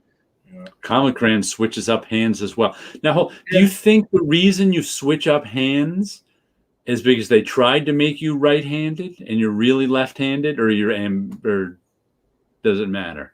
I'm semi-ambidextrous because, I play guitar right-handed. Yeah. If I shoot at bow and arrow right-handed. Mm-hmm. If I shoot a rifle, I'll shoot it left-handed. Okay. I drink with my left hand. I always put my drink on my left side. And when I play basketball, I dribble left-handed, but I shoot right-handed. And a pistol I can shoot with either hand. I'm weird as far as that goes. It's strange. But I've also noticed I will always open a door with my left hand, even though technically I'm right-handed. I saw Tommy Bagley's asking about Gerhard. Mm-hmm. I think he's got an art book out. I don't know if he does comics, but I think in the last year or two I saw he had a new art book out, which was of I guess you'd call them backgrounds, buildings and landscapes and stuff done in his meticulous style. So almost like drawing backgrounds look like a rock star job, only for Dave Sim. So it'd be almost like the modern equivalent of a matte painter. Yeah, kind of sort of like that. Backgrounds. That's interesting. Your friend Ed, who's looking for this, he likes to talk about artists and how they work and everything. Has he followed James Gurney's blog on painting? I don't know. Because he's one of the best ones out there in terms he explains everything, how he does his techniques, and he's very open about it. It's really interesting. Even if you're not an artist, it's fun to read. Yeah. Like a lot of artists have no problem telling you their technique. Sure. But some want it to be magic. The left hand does the devil's work, Sleepy Reader says. It sure does. Yeah, Charles Vess has told me a couple times, like when he's experimenting around with watercolors and stuff, some of the best results he gets would just happen to be a happy accident of how things just fall into place all of a sudden. Especially with watercolor. Watercolor is one of those kind of mediums where that's how things are done. Let's see. I can't see that happening with pen and ink as far as having a happy accident. You got to be pretty precise on what you're doing. Yeah. Watercolor, there's a looseness to it. And MC Squared used to finish the last few words on a page with his left hand, taking notes in school on each line. That's interesting. I never used my left hand for much. I'm not ambidextrous at all. Righty through and through. It's funny. You talking about taking notes in high school. Nobody could ever decipher mine because I would always abbreviate things. Almost not quite like a stenographer does, but with special symbols and stuff. Like instead of writing down the word "the," I just put a T with a little circle around it. And everybody else would look at my notes and like, "What the hell is this stuff?" I was like, "That's my shorthand version that you can't read." So. Yeah, mine in the comic says not of being forced to be right-handed, but having to learn to use right-hand stuff like scissors. Yeah, I think that's more like I think my mother, they tried to make left-handed at the beginning of her life, but way back then they try to make you right-handed if you're a lefty. Now I think it's just adapting. Like probably you play guitar right-handed because all the teachers are right-handed, or a lot of them. It's just the way it feels natural to me. Okay, maybe it's that too. Like Jimi Hendrix played left-handed, but I think that the guitar upside down and string it upside down because it was harder to find left guitars back then. Right. If you're a left-handed person learning guitar and the only people around you are right-handed teachers, you might be playing it right-handed because it's easier to learn. Maybe. Yeah. Maybe. Like I said, I think that's what Mind the Comics is saying. Yeah, learning to adapt to the right-handed world at times. Right. Is why lefties become more ambidextrous. I remember reading there was some kind of study that was done that lefties actually had a higher incidence of dying at an earlier age because of accidents. Wow. So I don't know. I know they're overrepresented in creative fields too. I never really thought about that. Yeah, but being in a creative field, I've always heard that lefties are overrepresented. They're like 10% of the population, but they're 25% of creatives, something like that. Interesting.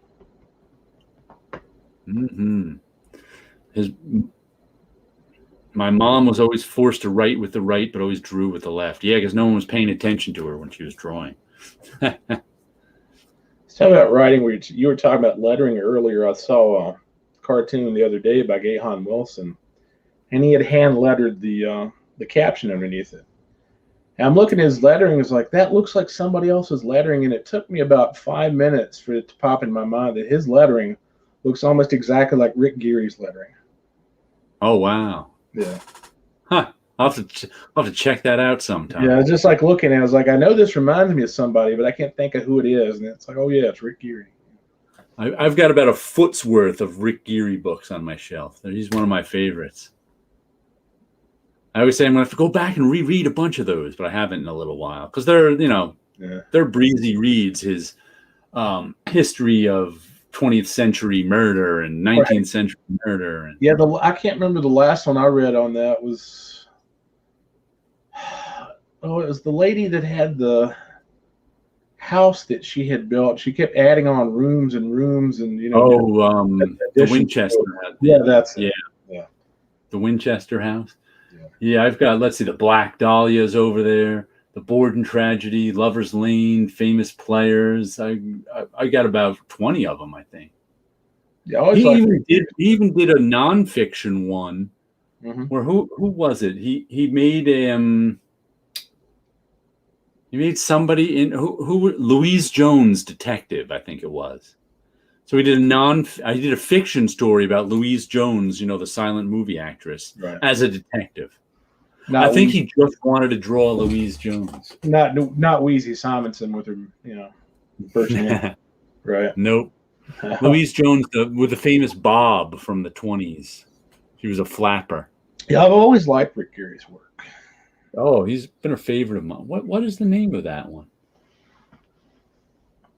I do not know. I'll have to find it later and bring it and reread it because that was a good one. Oh, there it is.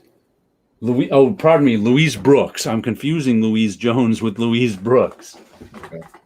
There we go. Louise Jones was Wheezy. Louise Brooks, detective. Interesting. He's one person who's probably be better known than he actually is. Yeah, he's one. You're right. He's one I always think should be. I wonder who buys these books, if other than comic book fans buy these. Because I don't even know many comic fans. To do an analysis to see what markets those actually sell to. Yeah, because they're all bookstore books. Right. If he has more buyers from like mystery fans or who buys true crime fans versus comics, right? Versus comic fans, because I'm the only comic fan I know who has a shelf of these, but I don't know any mystery fans, right? So I wonder who's buying. I mean, there's 20 of them, so somebody must be buying them. Yeah, but who? Maybe it's just Rick Geary fans. Yeah. Maybe there's enough Rick Geary fans out there to keep it going, but are any Rick Geary fans true crime fans? What's the overlap? I can't say that I am because I like Rick Geary a whole lot, but I would consider myself a true crime fan at all. I don't dislike it, but it's not something I actively seek out either. Yeah. The first time I ever learned of the Winchester House was the Swamp Thing issue by Alan Moore, Tommy Bakley. I think I learned of the Winchester House from Leonard Nimoy and In Search Of. I used to love it. They did one on that. Oh, that was a great show back in the day. Yeah. That was my introduction to every mystery, conspiracy, unknown thing was In Search Of with Leonard Nimoy. Yeah. Yeah, I loved that show when I was a kid. It was great. I always notice who's a lefty. Mazzucchelli made Asterius Polyp a lefty and perfectly kept it going in all the movements throughout the book.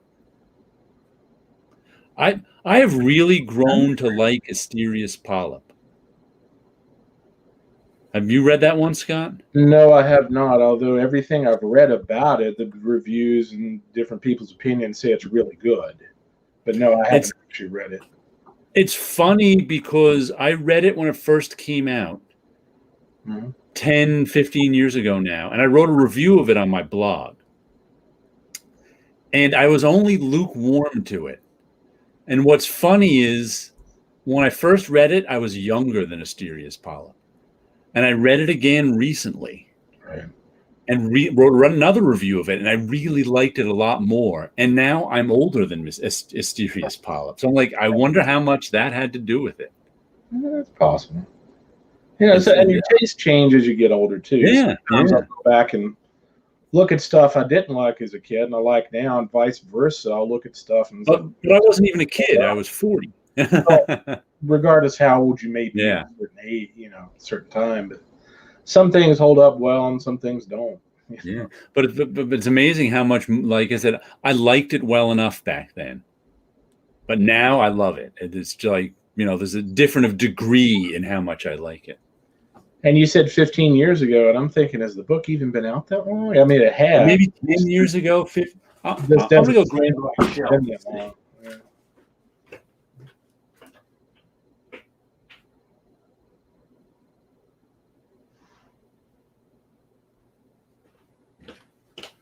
Yeah, I'm not going to grab it off the shelf and see it's not in its spot.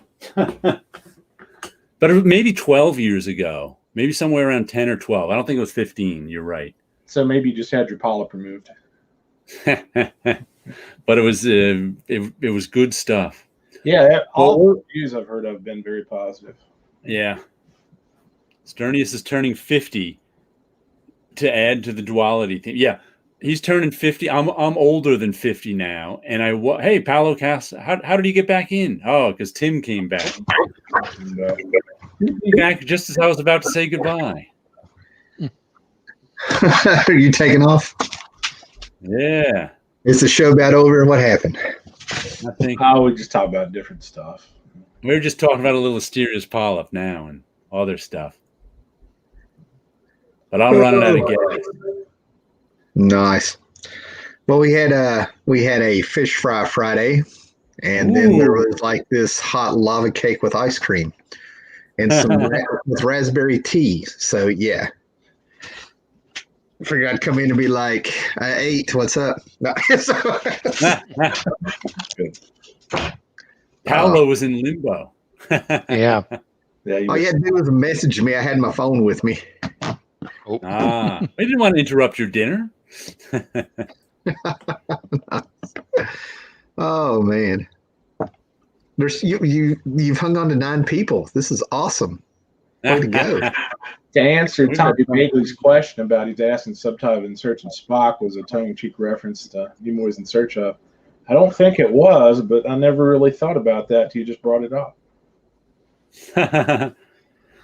Good, yeah. Nice.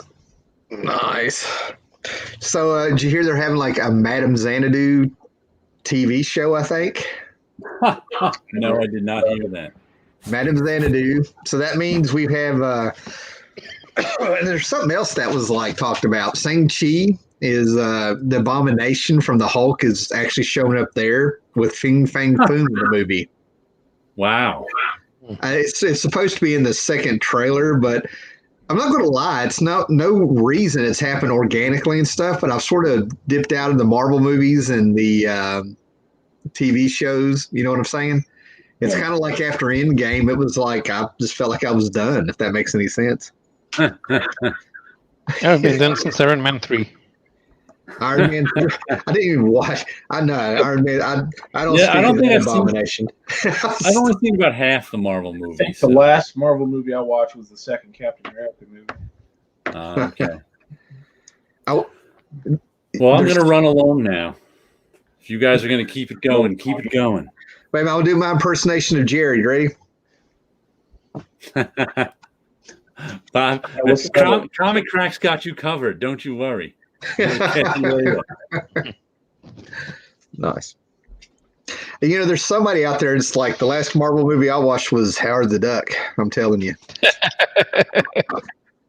That's probably me at one time. Yeah. Oh man. Oh, what? We got to do the old. Well, now that asshole's gone. Yeah. Oh, that's already been done, Tim. Oh, to me. It's already been done more than once, actually. I was going to jump on here and go Viola. You know. Don't do that. Don't do that. Oh man, are you guys ready to call it a night?